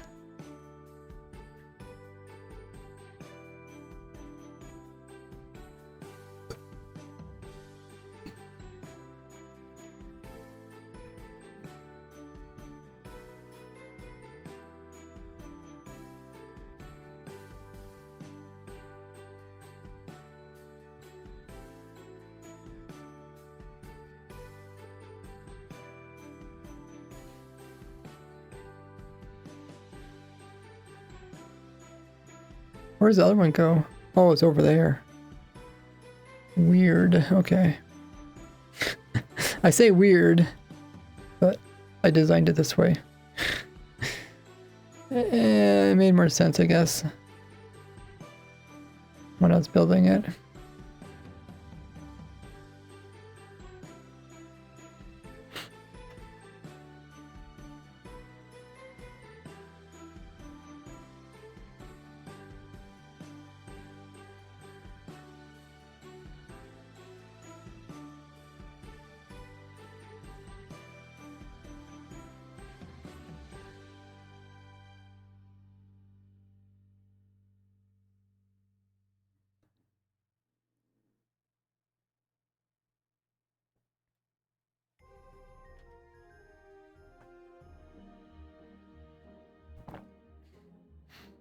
And these repeaters are going to be powered from this block, which is going to get its power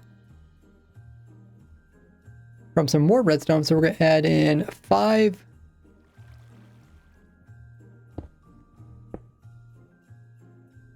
more blocks here. And we're going to have 4 repeaters on those, all on full delay.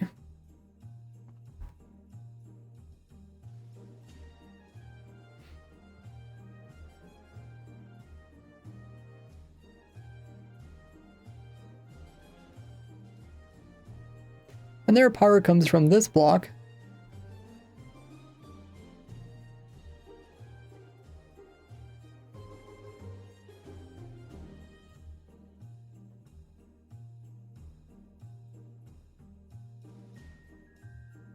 Which goes over in this direction, and then it's going to start going downwards.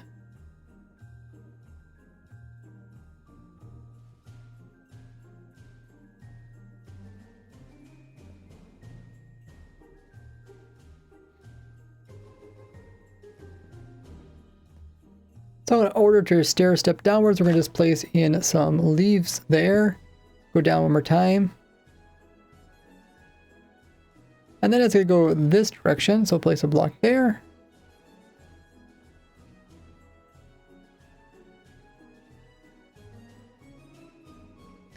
And now we need to get down to where we can actually place in the next duper.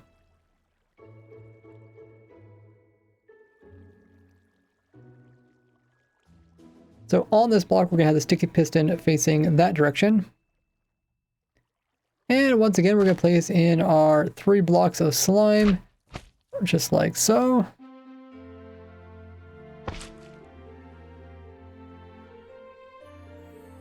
With the one on the side and the one down there, as well as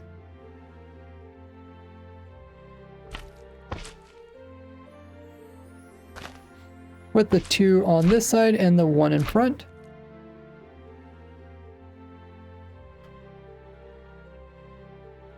And the walls on that one as well as on this one, and detector rail and minecart with the fan right there.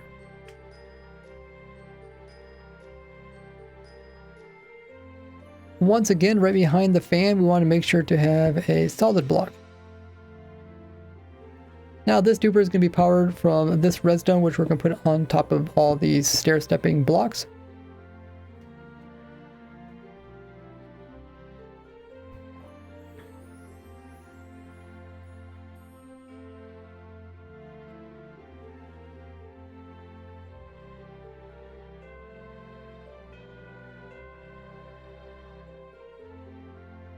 Then we're going to take this out a total of 4 more blocks going in this direction.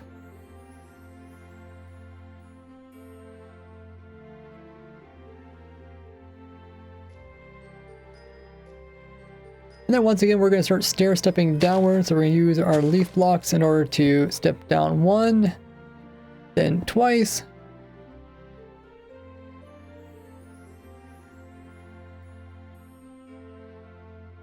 And then lastly, we're going to stair step over here.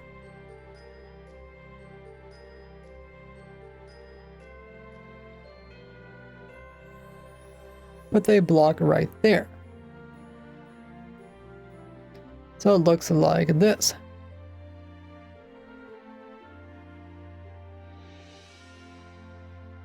Once again, we're going to use our leaves to get low enough so we can place in our sticky piston here, our 3 slime blocks. With the 2 slime blocks facing away from the center of the farm. 1 right there. Walls there and there. Fan on that. And detector rail plus minecart.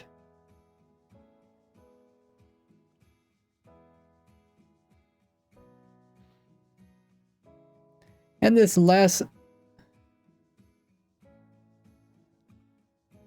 Wait, those are not even lined up properly. Whoopsies. Which one's wrong? This one's right.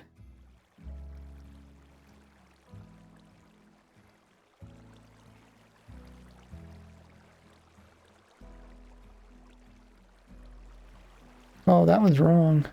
Uh-oh. That one's right. How did I get this one wrong? They step stair. Maybe I'm supposed to go 3 instead of.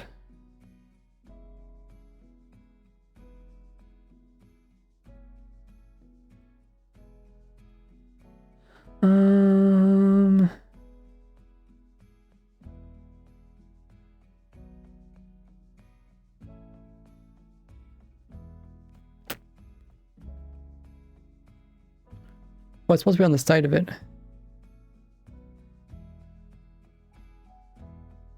Okay, that's not too bad. That's not too bad. And this one was wrong too, right? It's supposed to be on the side of it, I'm guessing.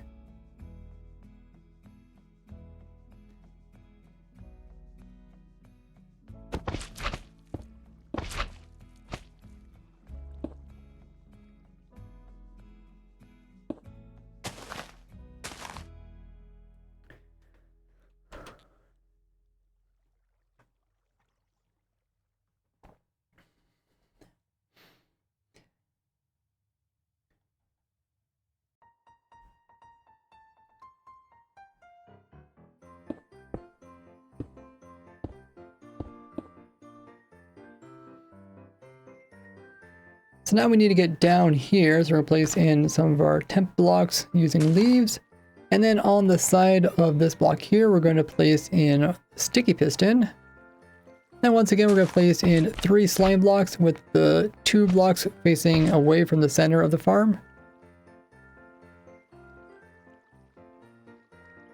And the one right there, with the walls there and there, the fan there, detector, and the detector rail plus minecart there.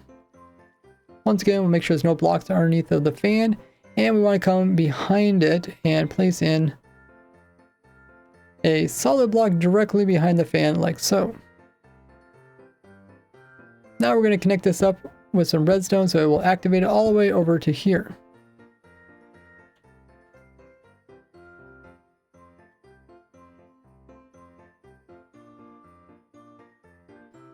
This one's also wrong.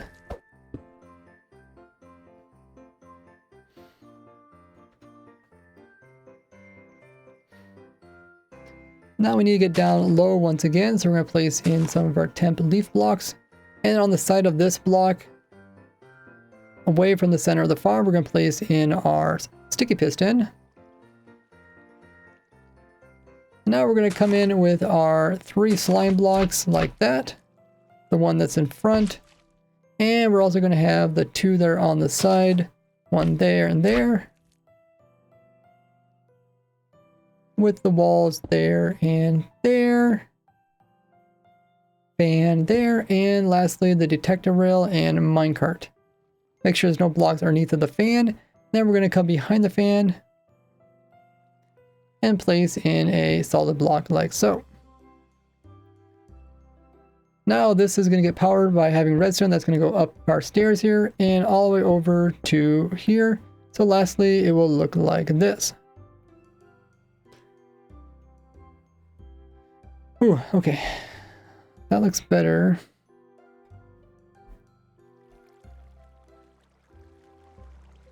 Double check.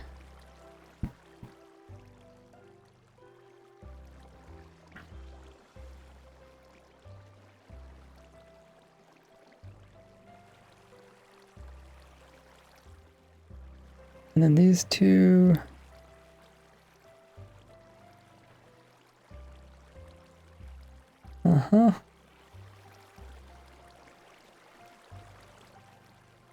Okay, nice. Okay, Twitch has run their schedule ad. Use the opportunity to check all my socials, which I'll throw up in the chat and on the screen. I'm going to grab some more water and I will be right back. You guys can grab some water or snacks or get up a stretch or use a restroom in the meanwhile, and I'll see you guys back in about 3 minutes.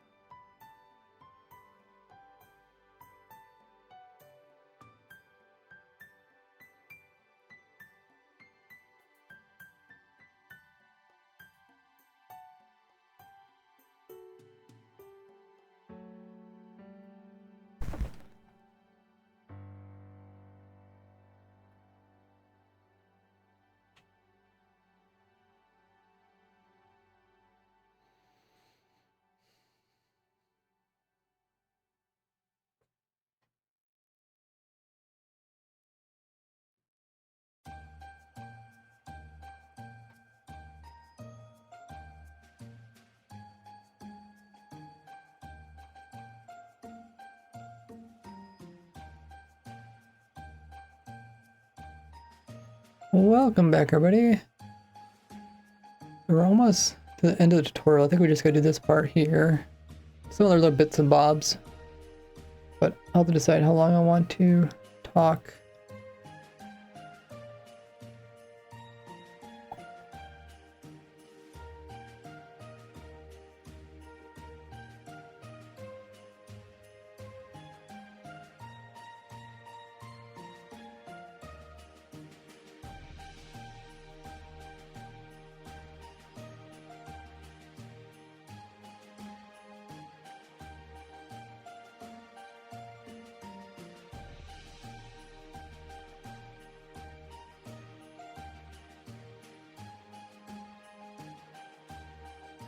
Okay, I think we're good to go.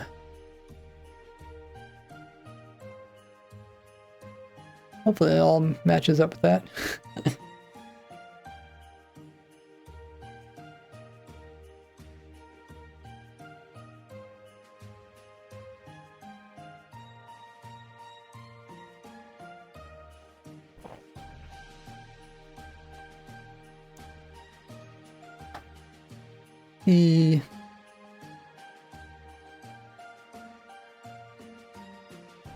So in order for these dupers to work properly, we want to power them and keep them powered for a little while. So we're going to put in a little clock. So at the very top here, we're going to come over and place in a block here. And then we're going to take this back. This is where we're going to place in our wax copper bulb of any type. And a comparator reading. And a comparator reading its results.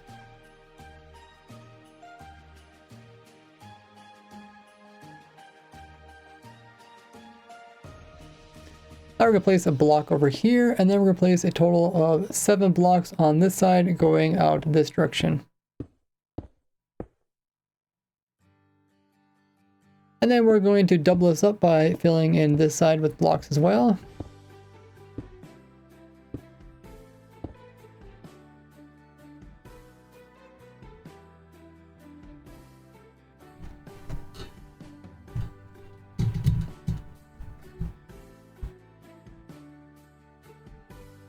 Then we're going to have a total of 7 repeaters that are on top of these all the way till we get to here. And all these are going to be on full delay.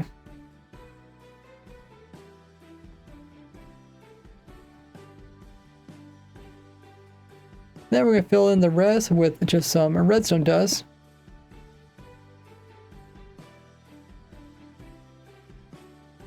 Except for this spot here, which we're going to have a block.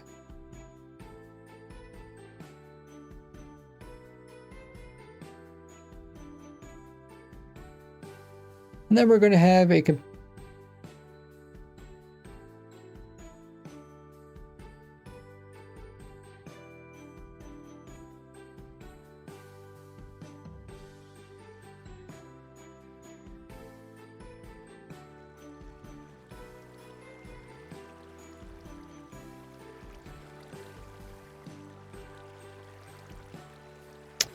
Ooh, did I mess up?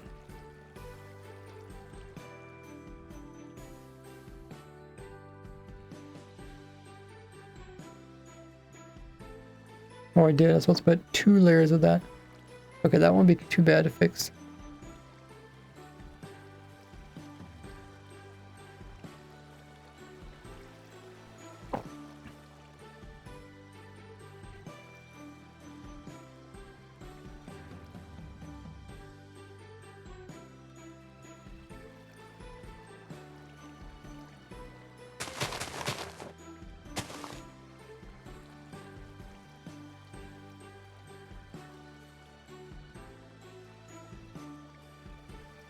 And then a second layer of stone like this.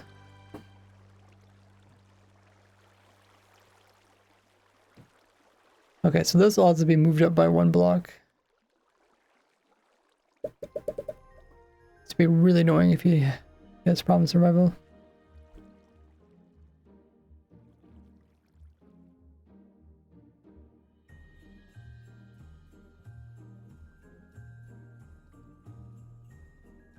No, no, no, no, no, no, no, no, no, no, no, no, Luckily, we can move it up using a structure block.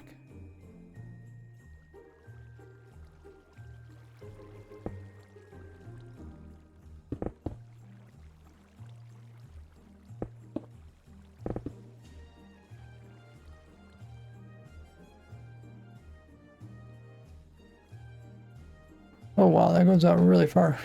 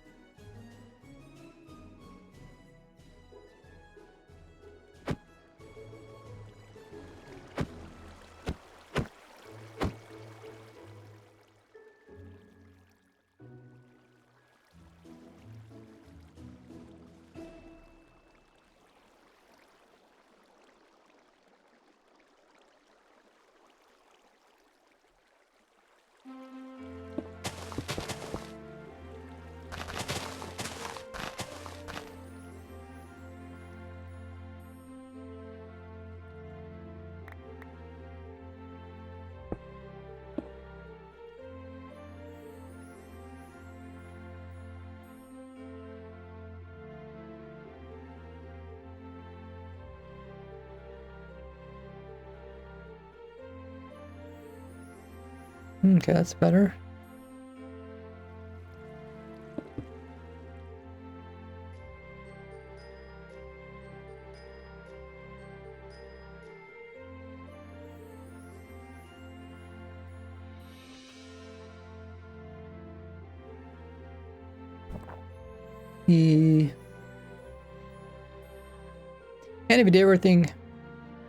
And if you did everything properly, we should be able to place an observer at the same Y level as our top scaffolding.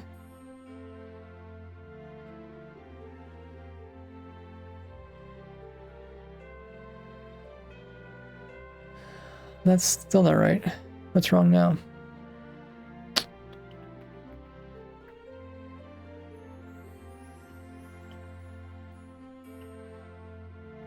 Oh, this is... Wait. Oh, there's a block in between there. Oh.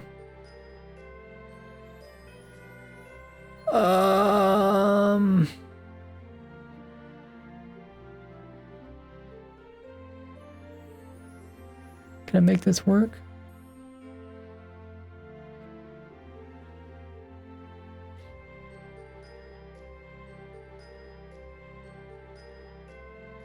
Oh, I think so.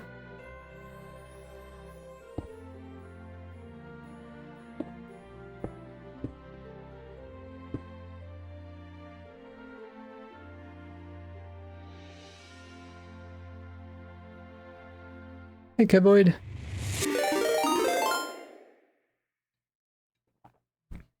Oh, we got Lalo raid. Welcome in, Lalo. What were you working your stream? Thanks for the raid.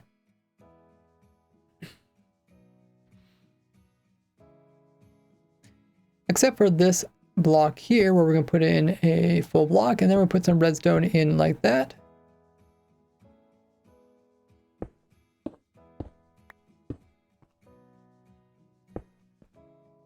And then we'll continue the redstone all the way around, and if we did this properly, we should be able to place an observer at the same Y level as the top of our scaffolding.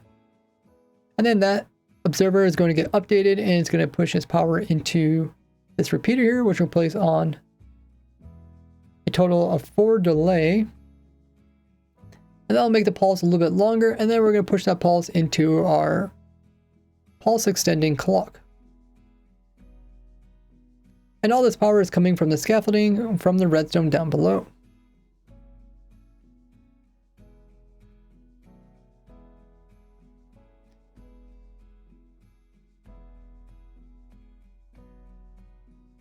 So now it will look like this up above. It says, hope you're doing fine. Thank you. Hope your stream went well as well.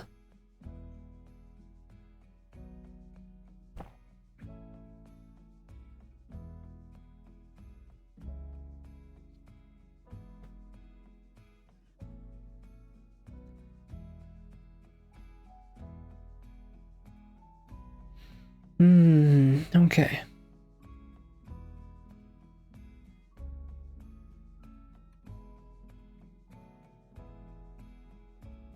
We want this to be turned on. I guess first we put the TNT in.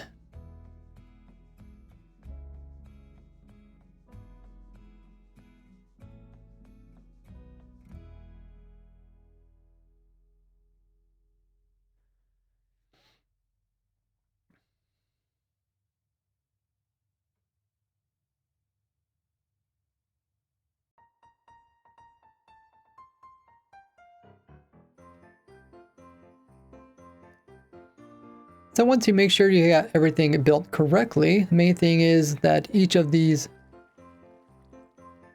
fans here will be directly over top of these notched corners for the 4 corners. And then when it comes to the 2 center ones, the fans that are up above are going to be exactly 2 blocks diagonal from the center. So there, and then also from here, there should also be the fan up above.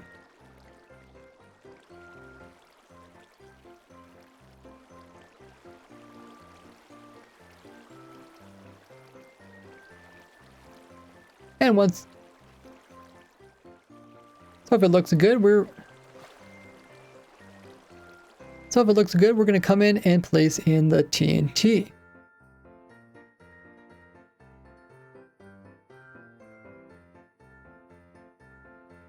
The TNT will go in front of each of these walls right here. So when it extends, it will pick it up and it will bud power it. And that way, when it moves back and forth, while getting an update from the breaking off fan, it will then duplicate it. You can learn more about TNT duping in this video here and its history. So we're going to come in and place in a TNT in front of each of these here.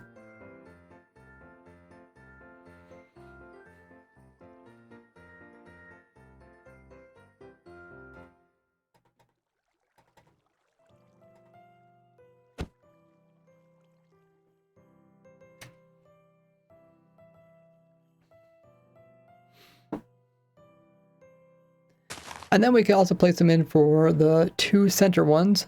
So a TNT will go there. And for this one over here, we'll have a TNT there.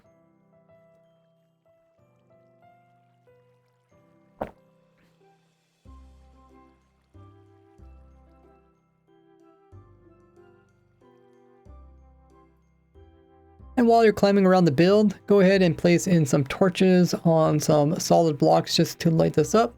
You don't have any hostile mobs that are spawning inside of your redstone around here.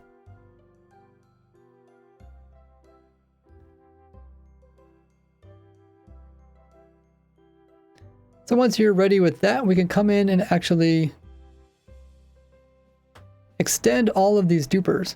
We're going to do that just by placing a lever on this redstone here, and then we're going to power it and then turn the power off. You'll see this will actually... Oh.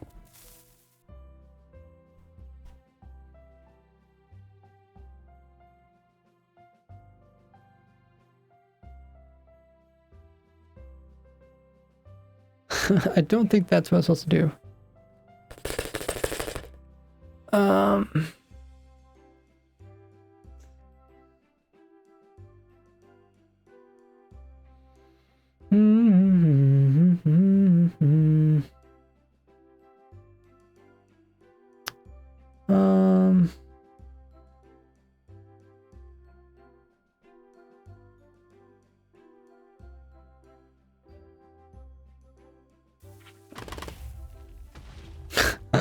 Wasn't fast enough.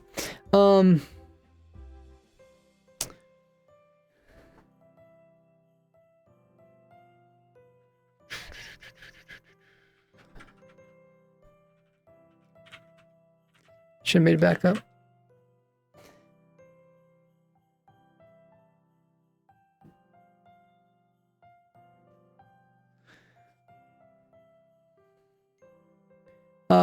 Hey PO or Pebby. I said, why do wire with that many dust? Why do you wire with that many dust? Because they fixed dust so it doesn't create very much lag anymore. So it's not really necessary to use other things. And dust is cheap. Okay.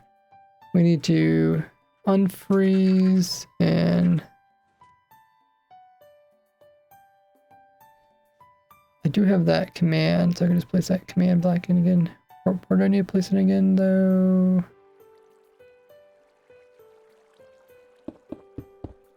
Somewhere here.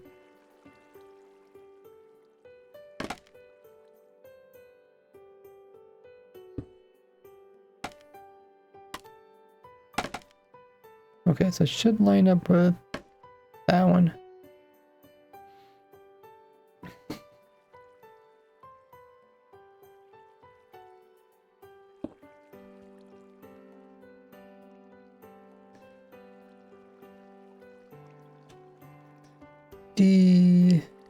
Load.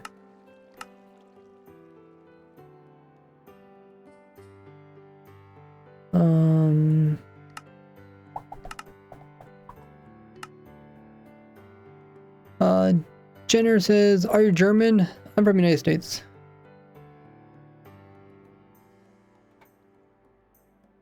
He's not available. What did I call him? Maybe I called it A.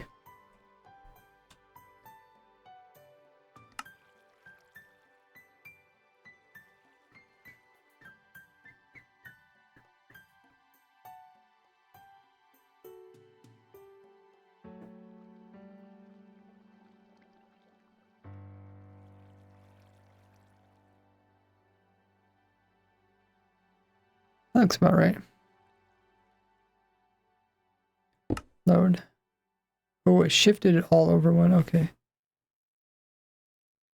Okay, I don't think that's where I want it.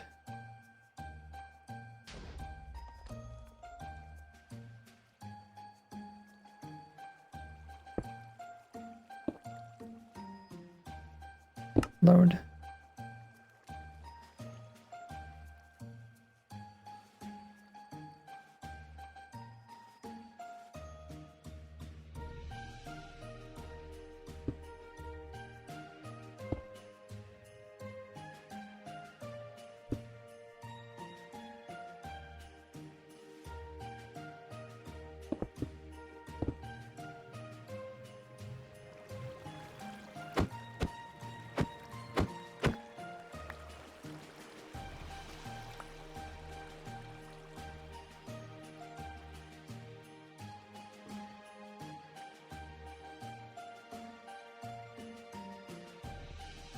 It's a good bedrock bugs.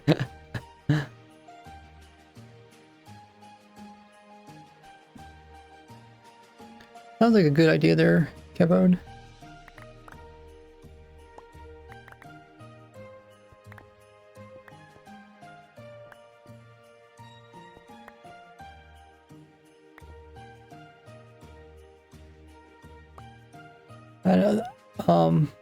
When they oh, I forgot to put this repeater. When they talked about the whole Bedrock Edition thing, I thought about switching over. I thought about switching from Java to Bedrock when they announced that Bedrock was going to be the main game. Java is going to be a offshoot, even though Java came first. What's going on with the water here? Oh, I guess that does hurt the water.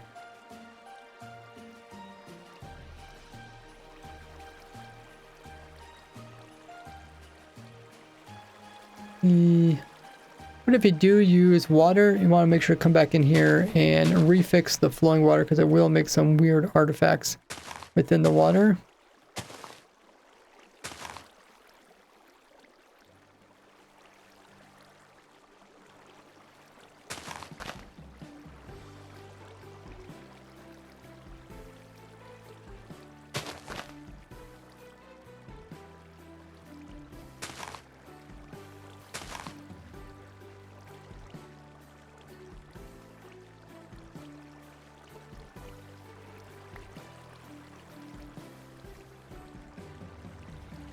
Okay. I don't know if it actually was causing problems or not. Might look at that later on. Okay, we'll try the TNT thing again.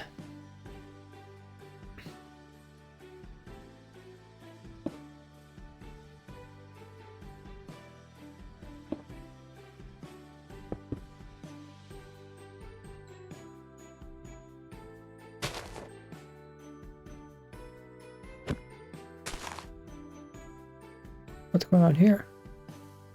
Wait, actually, oh, it turned the... Oh, dang.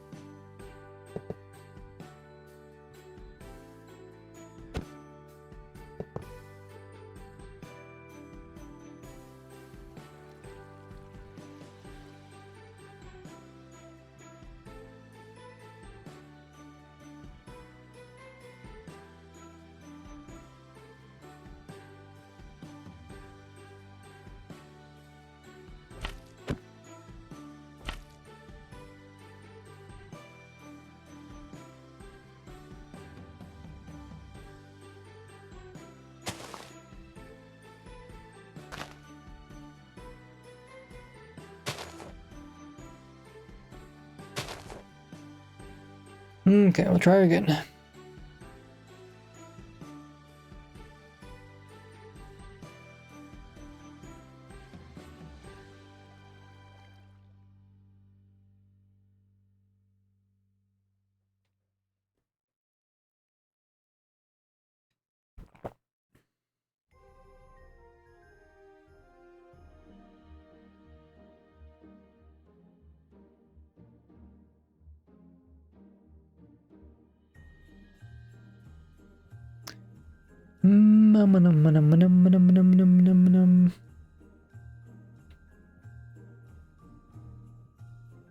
Okay. So what?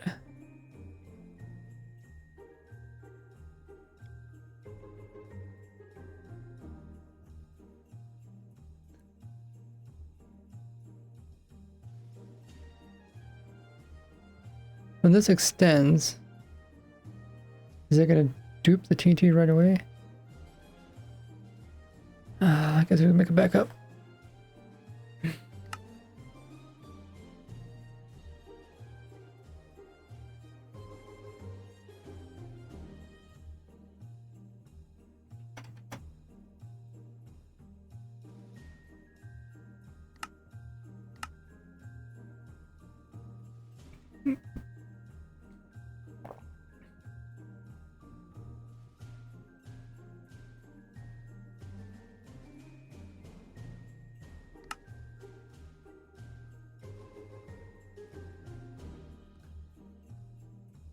It should just stay powered, right? It should just extend. It should actually create dupe. See ya. Oh, see ya, nada. Yeah. Okay, that doesn't create a dupe.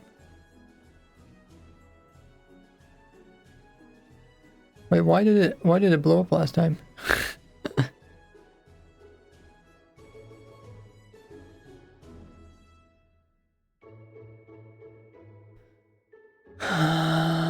Did I accidentally flick it twice?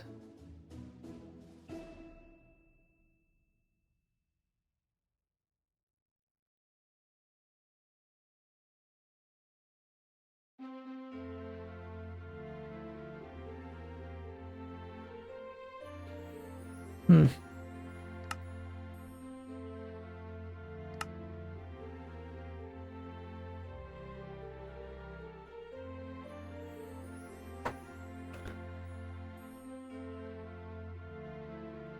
Pa.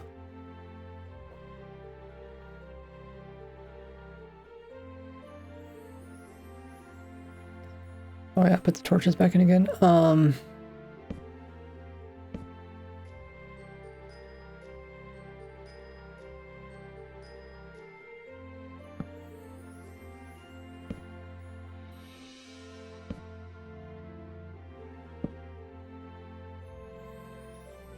Okay.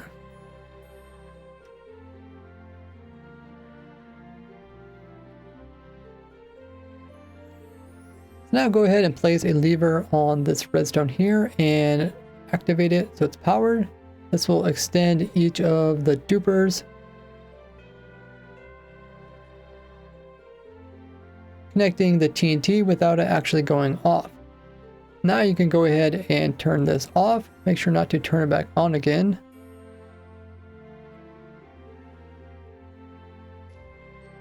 Now it should...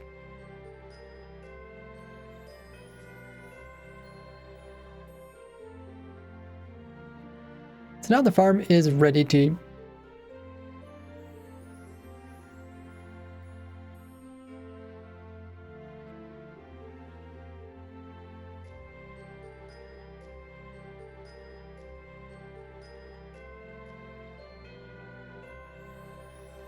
So now we're done with...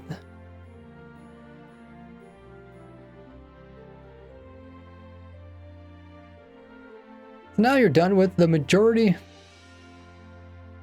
So now you're done with all of the redstone for the build.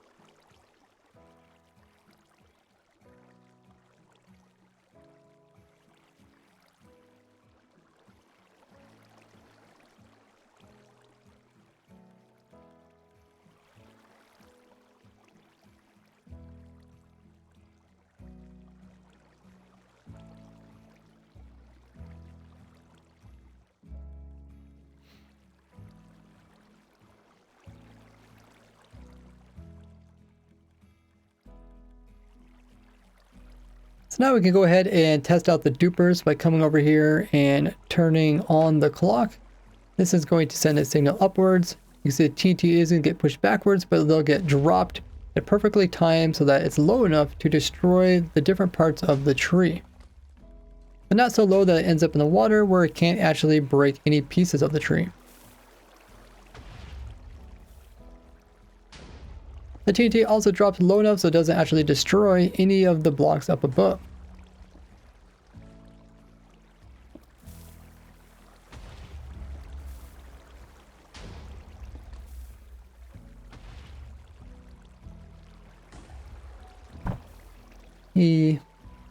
So with all that working good, we go ahead and turn off this clock here. And now we could come in and place in some light sources around the edge down here. That way mobs don't spawn up on the edges of the farm in case you would walk away and it gets dark. You don't want to have a bunch of creepers in your farm. Remember, also come down here and place in some light sources so we don't have creepers in your redstone down below.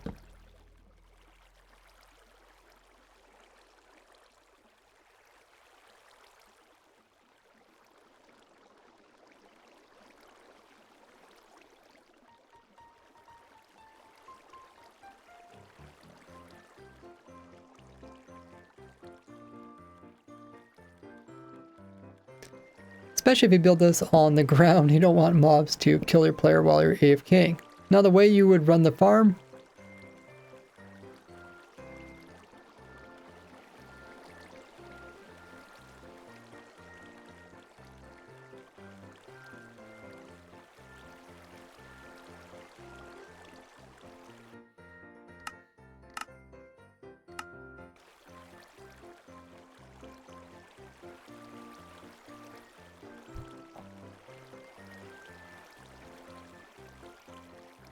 I guess we should probably put the food in the morbo mill.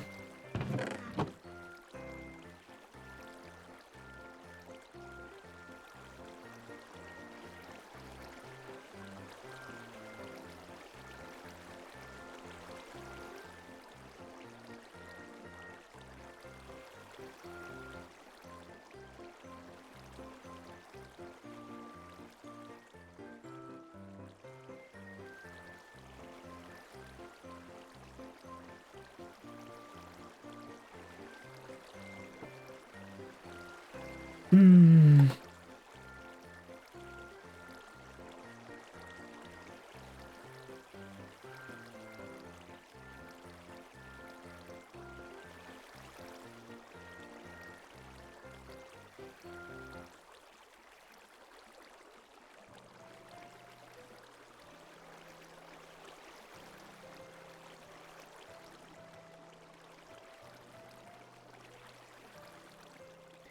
So before we run the farm, we want to come in and have our bone meal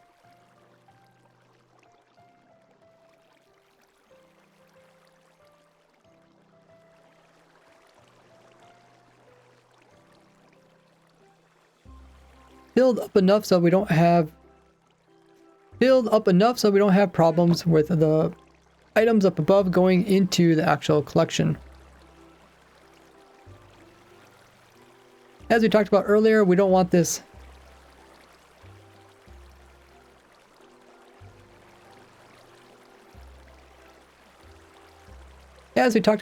we want to make sure that at least this hopper has enough bone meal to fill up the whole thing, as well as the hopper that is over here, so that saplings don't end up inside of it. Now you can hook this bone meal chest here up to a infinite source of bone meal using my automatic bone meal farm. Using my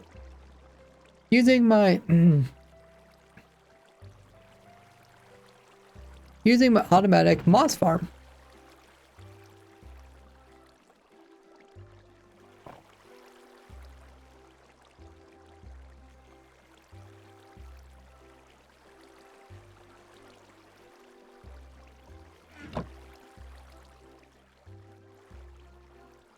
You can learn all about it in this video here, which I'll link in the description.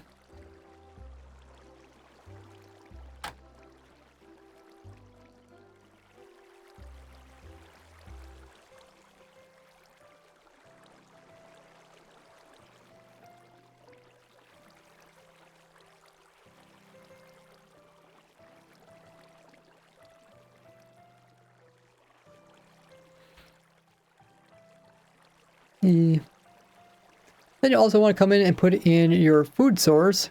Whatever type of food you have, just put it in this dropper right here. But if you don't want to make a... What if you get tired of filling this up? But alternatively, instead of having food, you could just have a regen beacon.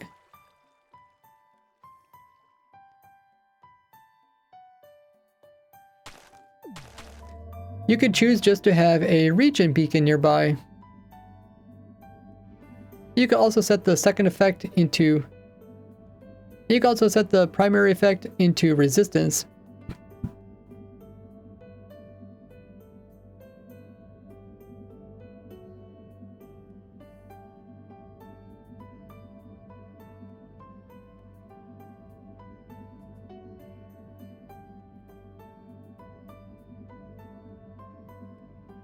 To help you out a little bit more, you also need to wear a full set of blast resistance armor.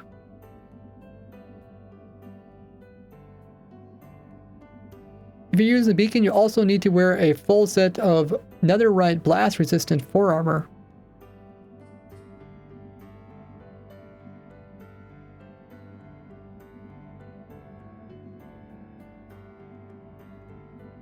Let me check my notes.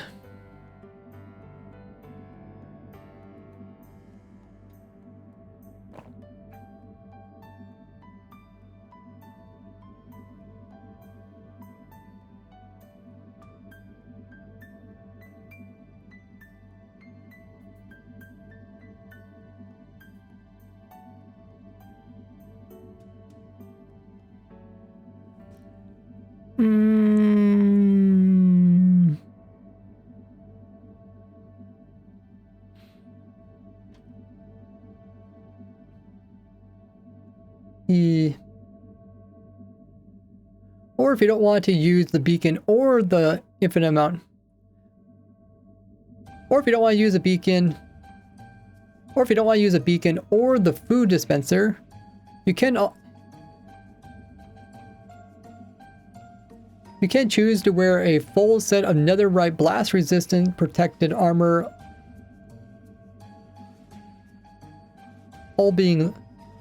each being level 4, along with some food, along with a stack of food, and in which case you can AFK for about 2 hours before your armor will break.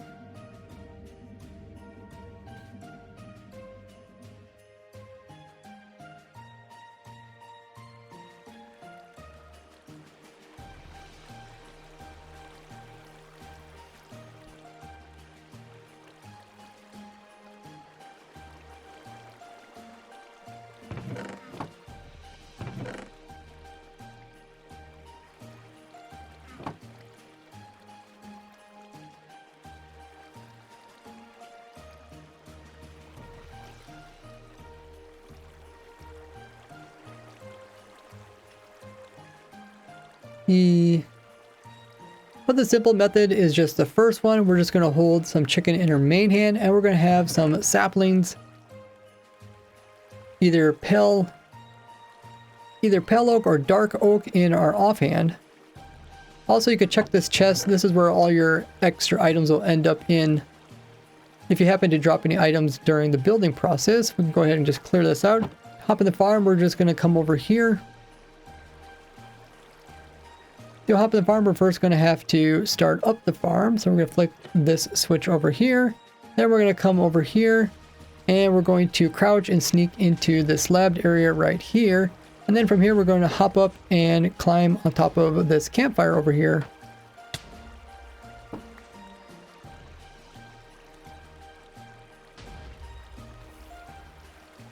Then just make sure your entire inventory is full so that the chicken that gets dispensed over here will just sit on top of the hopper until you eat one that's in your hand.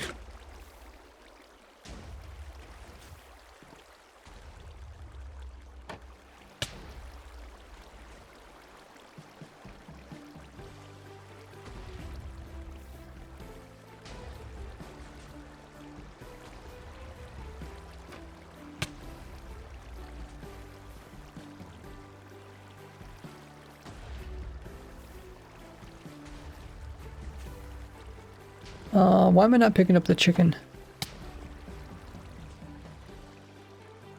Am I really that far away from it?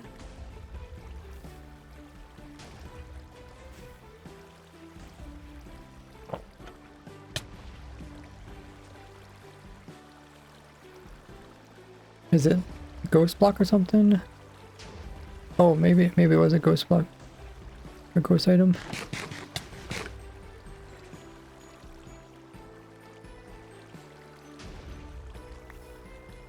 Wait, somebody tell me what's going on with this ghost item?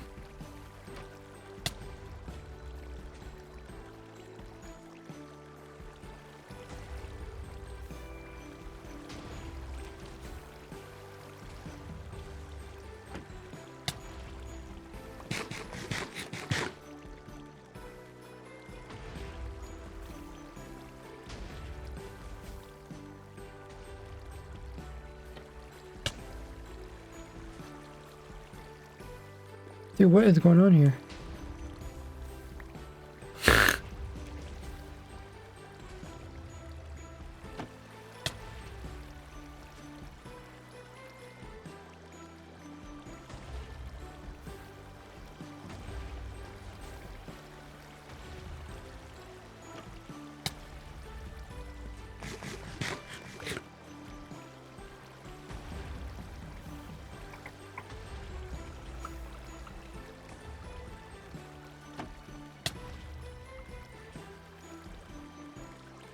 Oh, this is so weird.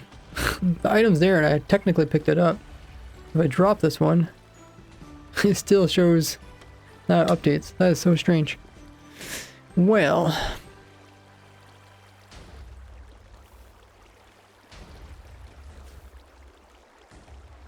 can someone get a clip of that?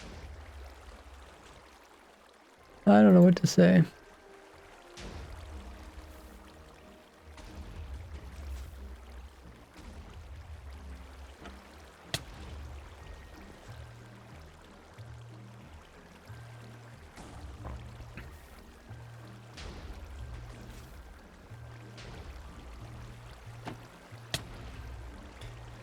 Ghost item in survival.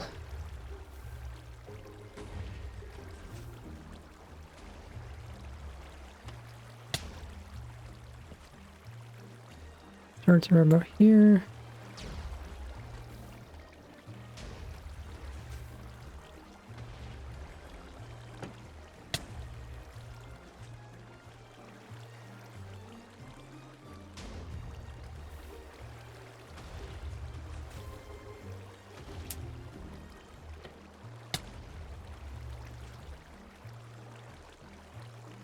I mean, it clearly eat it, right?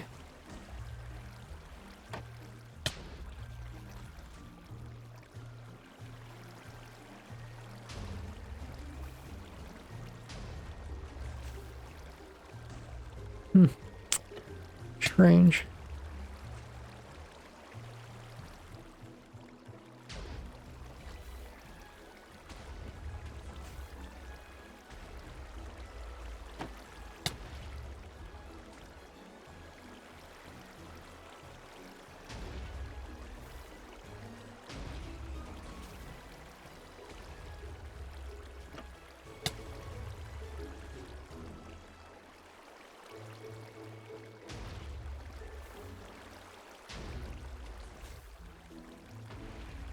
Okay.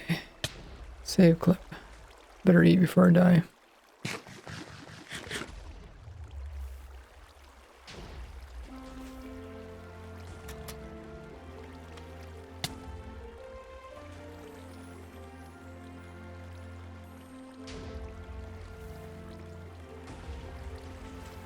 Post it.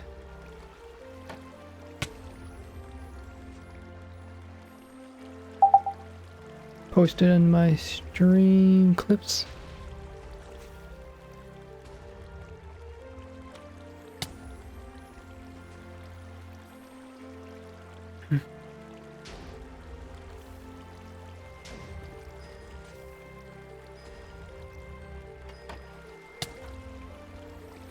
Okay.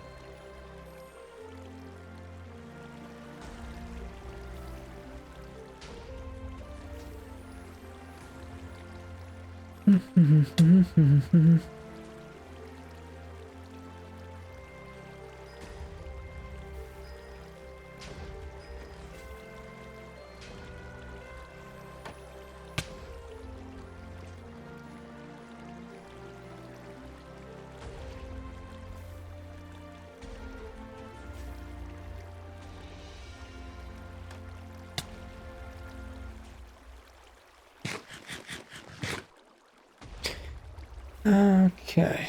I don't know what's going on with that. Oh, I guess I was gonna relogged. Well, let me try to go back to survival again and see if it works.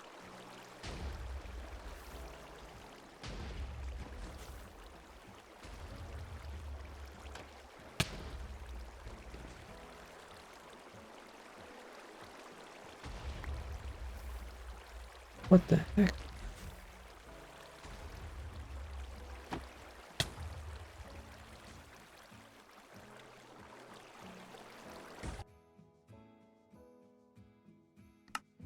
I'll try relog.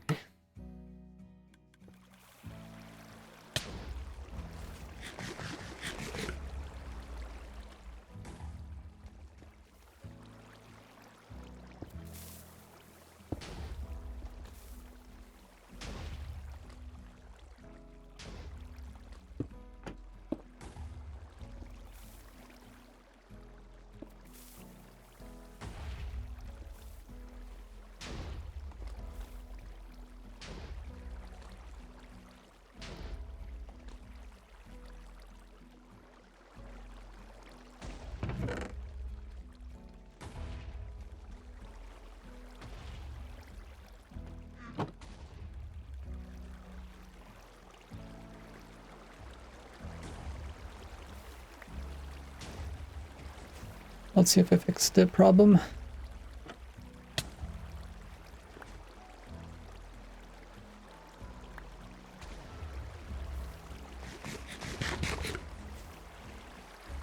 What? What's going on, man?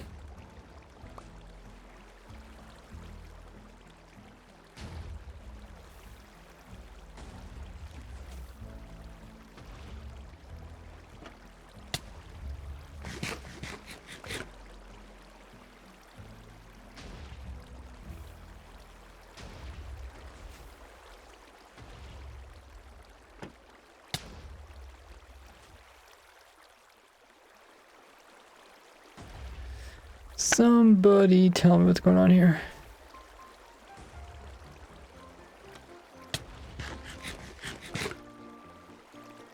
Well, that one in my inventory. Huh. Well, whatever, I guess we'll figure that out later.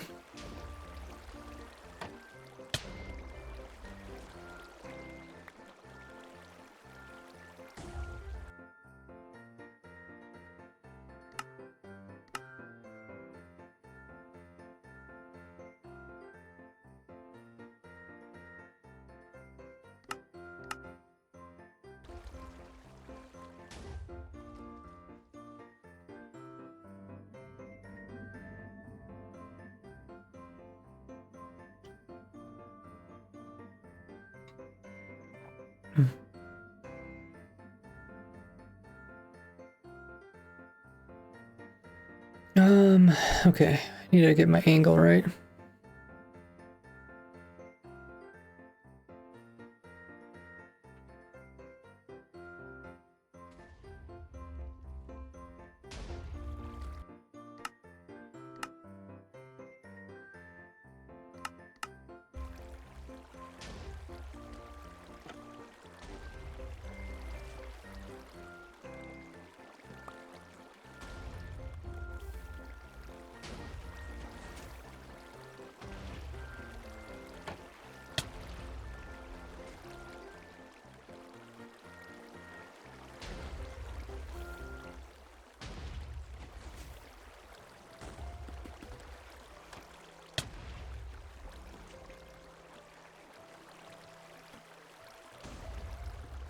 Thirteen 1.5.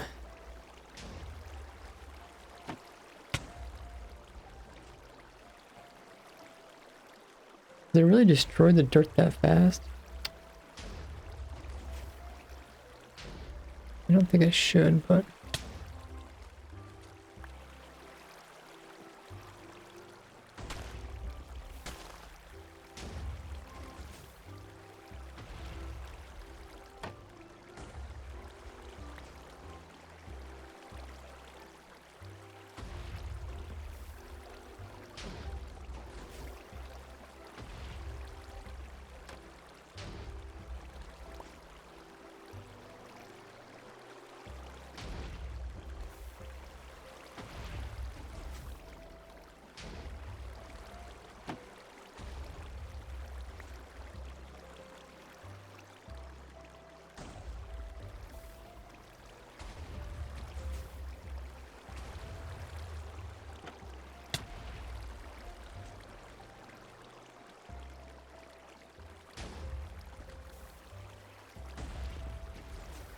$13,315.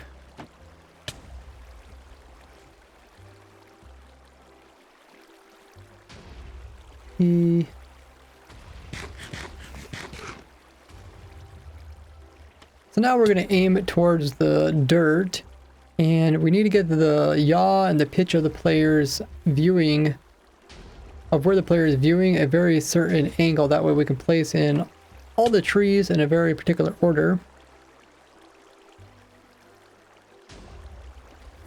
So we first need to get the rotation.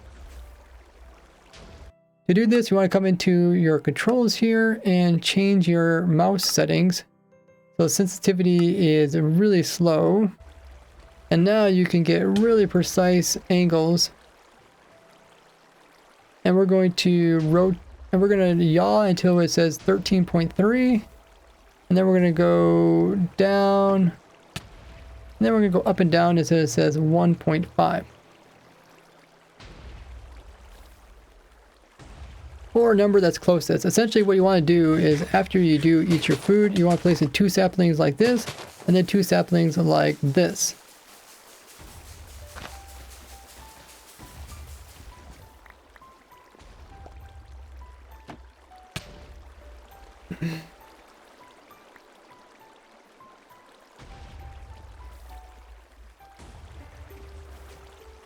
Make sure all 4 dirt are in place, and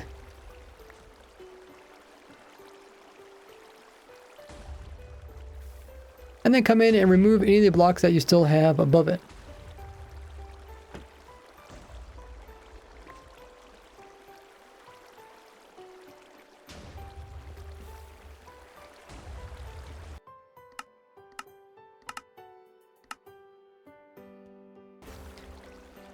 Now you want to back yourself into this corner back here so you're touching the farthest. And you can see that the honeys can move the player between 2 locations. And with the honey sliding underneath, it's going to move us back. And every time the honey moves, it's going to move us from this corner to this corner to this corner over here. And by standing on the campfire, we're at the perfect height where we can plant in the saplings.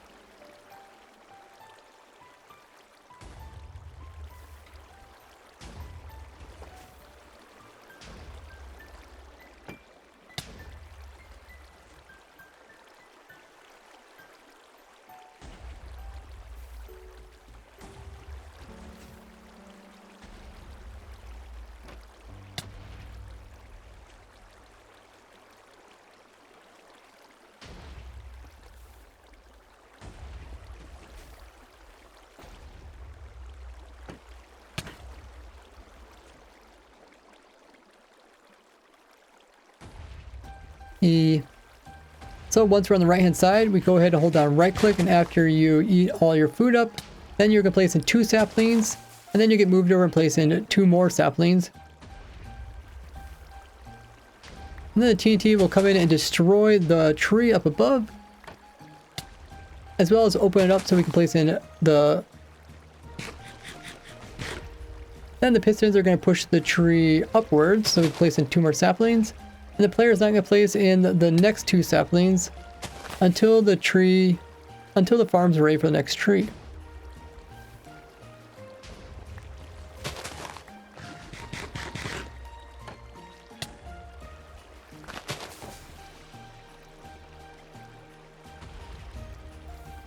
So now you can go AFK just by holding down right click. You can do this automatically by holding down right click and then pressing press F3 plus T, and then once that comes up, just release the right click button. And if you did this properly, your player will automatically plant down the saplings and automatically eat. And automatically eat without you having to push down any keys. But you do need to keep the Minecraft window opened.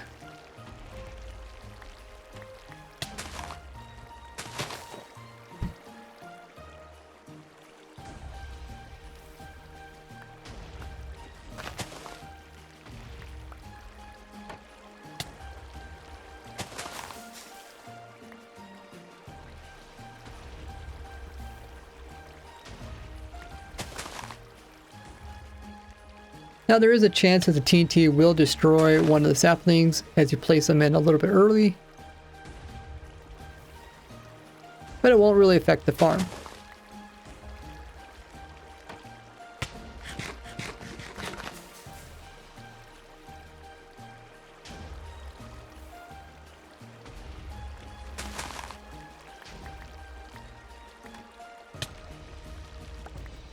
Okay, might as well write on this sign here.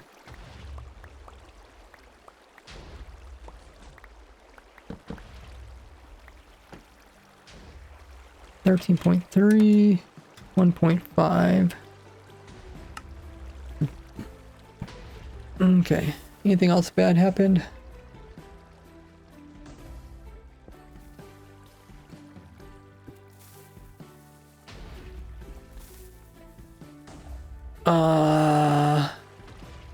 Can you leave the window? Oh yeah, I guess you're right.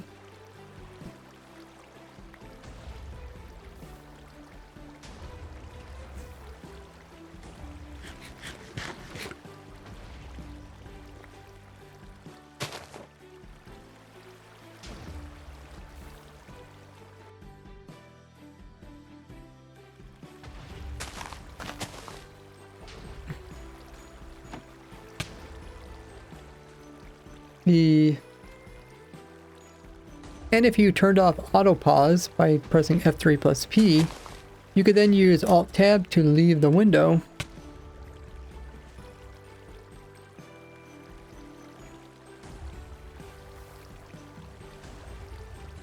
And you can do other stuff on your computer while the player is still able to place down. While your player is still automatically holding down right click. Yeah, I forgot. It only applies to if you're doing spam clicking. If you're doing the spam clicking method, then you can't Alt Tab out of it. Okay, I think.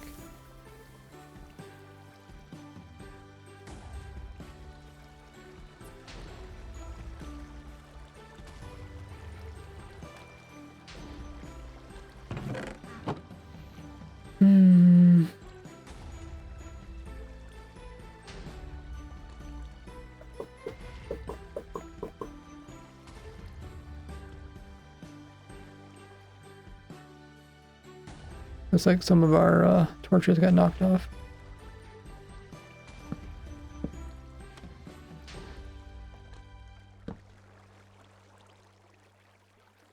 Okay, we still need to figure out items per hour.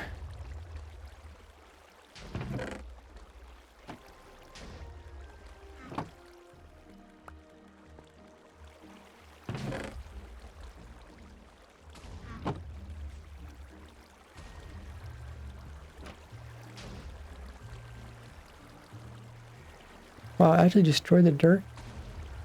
I don't know why they destroyed the dirt. I didn't have that much problem when I tested it.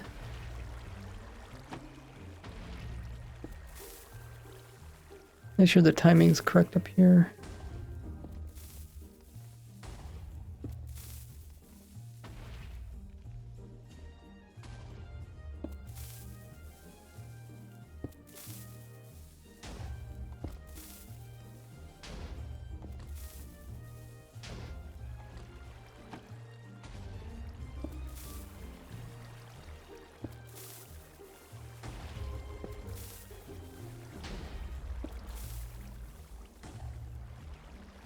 I mean, it's a higher chance of destroying it.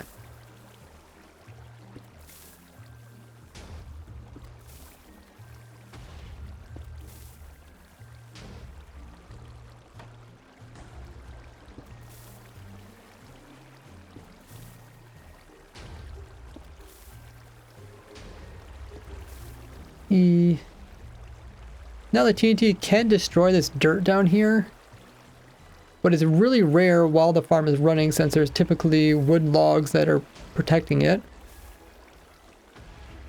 But if you're running the farm and there's no trees growing, then there's a higher chance it will knock out one of these dirt.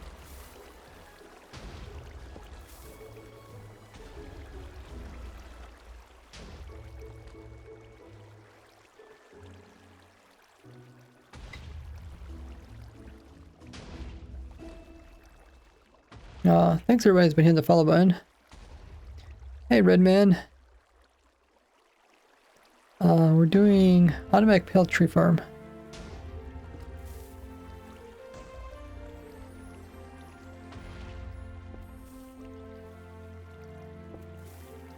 Or dark oak. Tree farm also works for dark oak.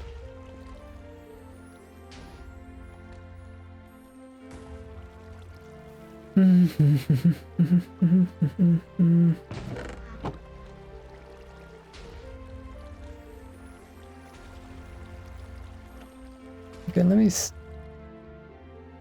this one.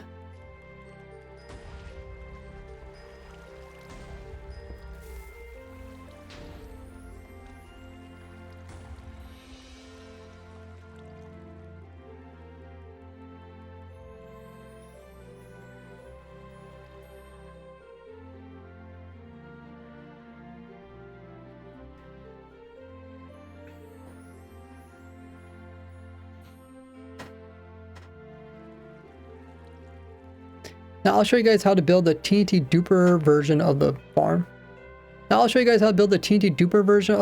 As it will be used by the most players, but for those of you guys that don't use TNT dupers, you can You can use this dispenser version here. I'll provide it as a schematic as well as a world download. The height of the scaffolding is a bit different, so keep that in mind.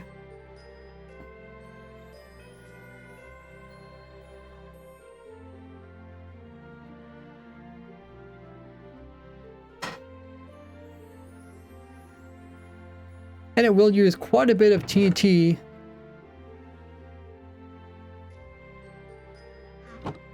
And it will use 6 TNT for every tree, which is quite a lot. But you can get this to work just by using the dispensers.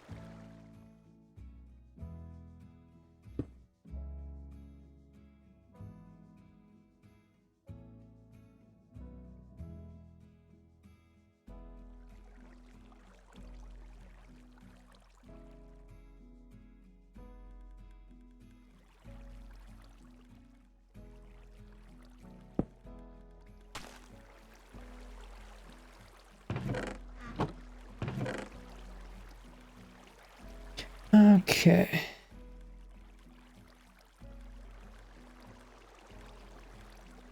Oh, I guess I didn't know I had that there. Yeah, either way, it doesn't matter. Are these the same though? I think these might be the same. Yeah.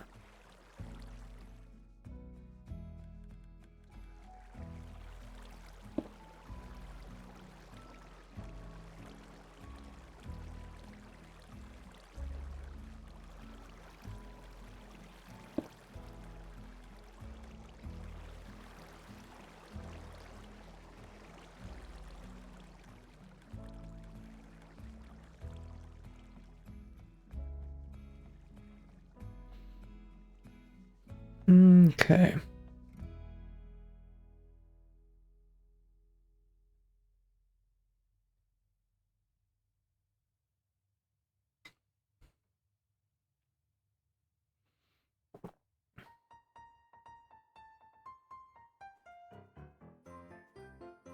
So I think we'll turn off both of these. And we'll calculate how much bone meal it uses up. We'll run it for 1 hour.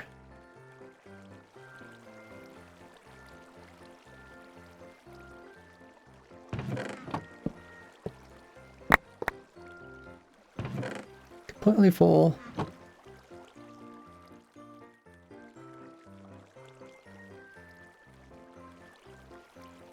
And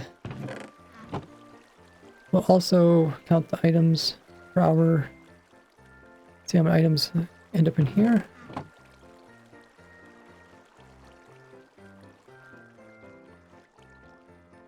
I guess I could run for 10 hours. Try to run as many hours as possible.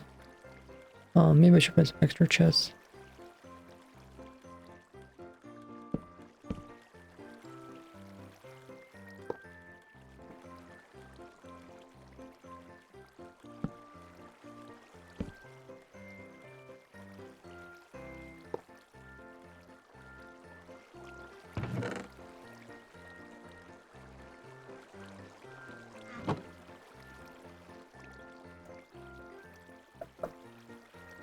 Is there anything I'm forgetting? You guys can make it back above this world.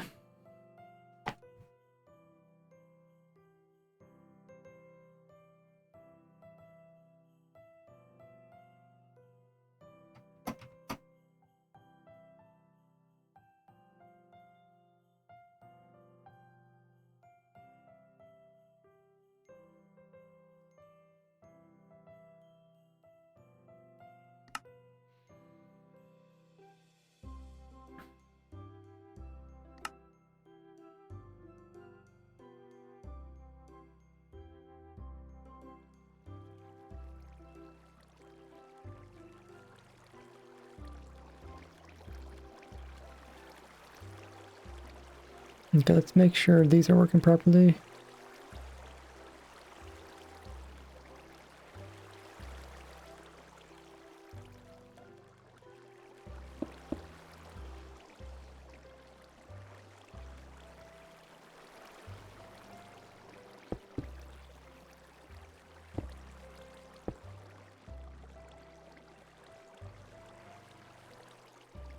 And we'll turn off this.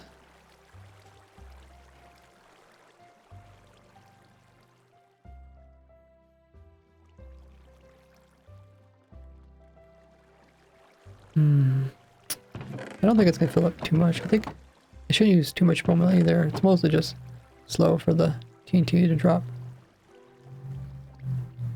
So we will turn it on. Make sure it's actually working.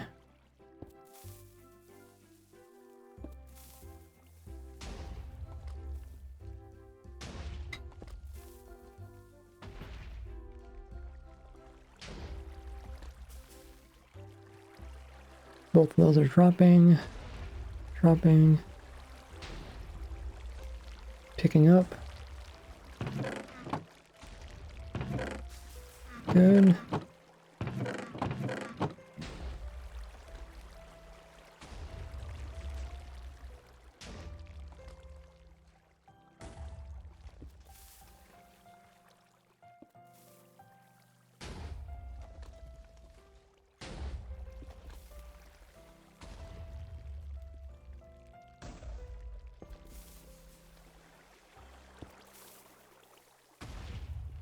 Okay. I think we're good to go.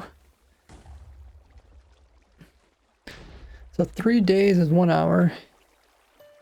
Take a sprint. 3 days is 1 hour. Let's try 3 days. So we have a option, or not 3 days. We need to do 3 hours.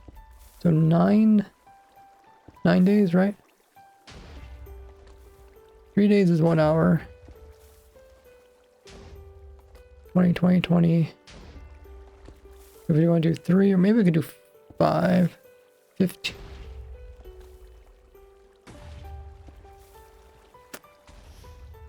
I wouldn't think I'd use that much bone meal.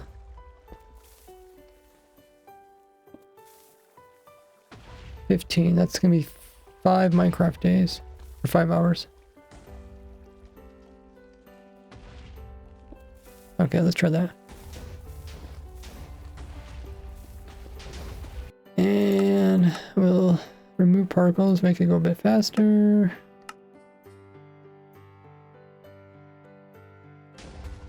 And remove audio. We're zooming out, guys. That's how much bone meal it's using. Jesus, I don't know. It's kind of going fast. It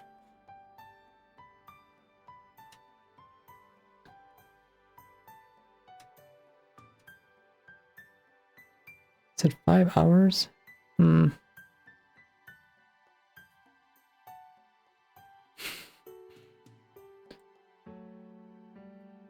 Well, I guess it has to use up all the bone meal in the hoppers too. Maybe it's good. We'll see. Oh,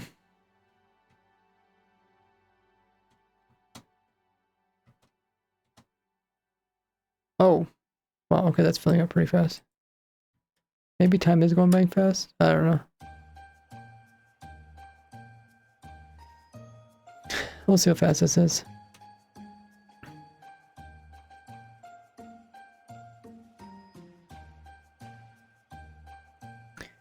Na na na na na na na na na na na.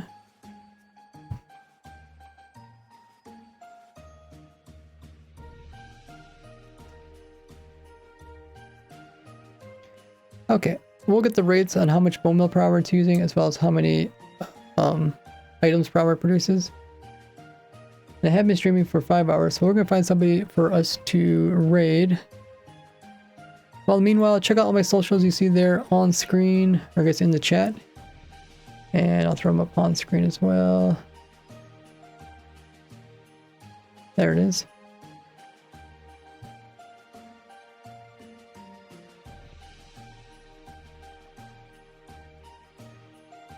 Make sure you sub to me on YouTube, follow me here on Twitch. I do stream every Wednesday, Friday, Saturday, and Sunday at 2 p.m. Eastern time. So I will be streaming tomorrow.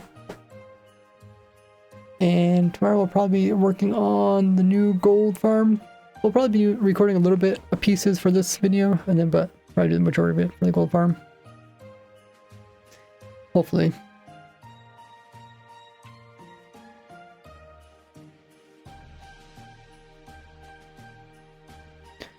But yeah, follow me not only on YouTube, but also gotta follow me on Discord, Twitter, TikTok, Instagram, Reddit, Patreon, Facebook. Just search me up, you should find me.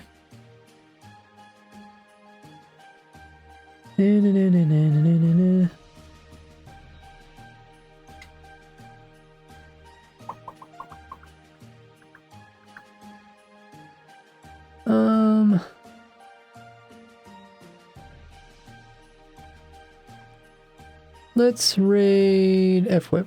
I don't think we've raided for a while. Raid F-Whip. He's working his hardcore world. Oh, he already has 8,500 days in the world? Dang. He must stream different times than I stream.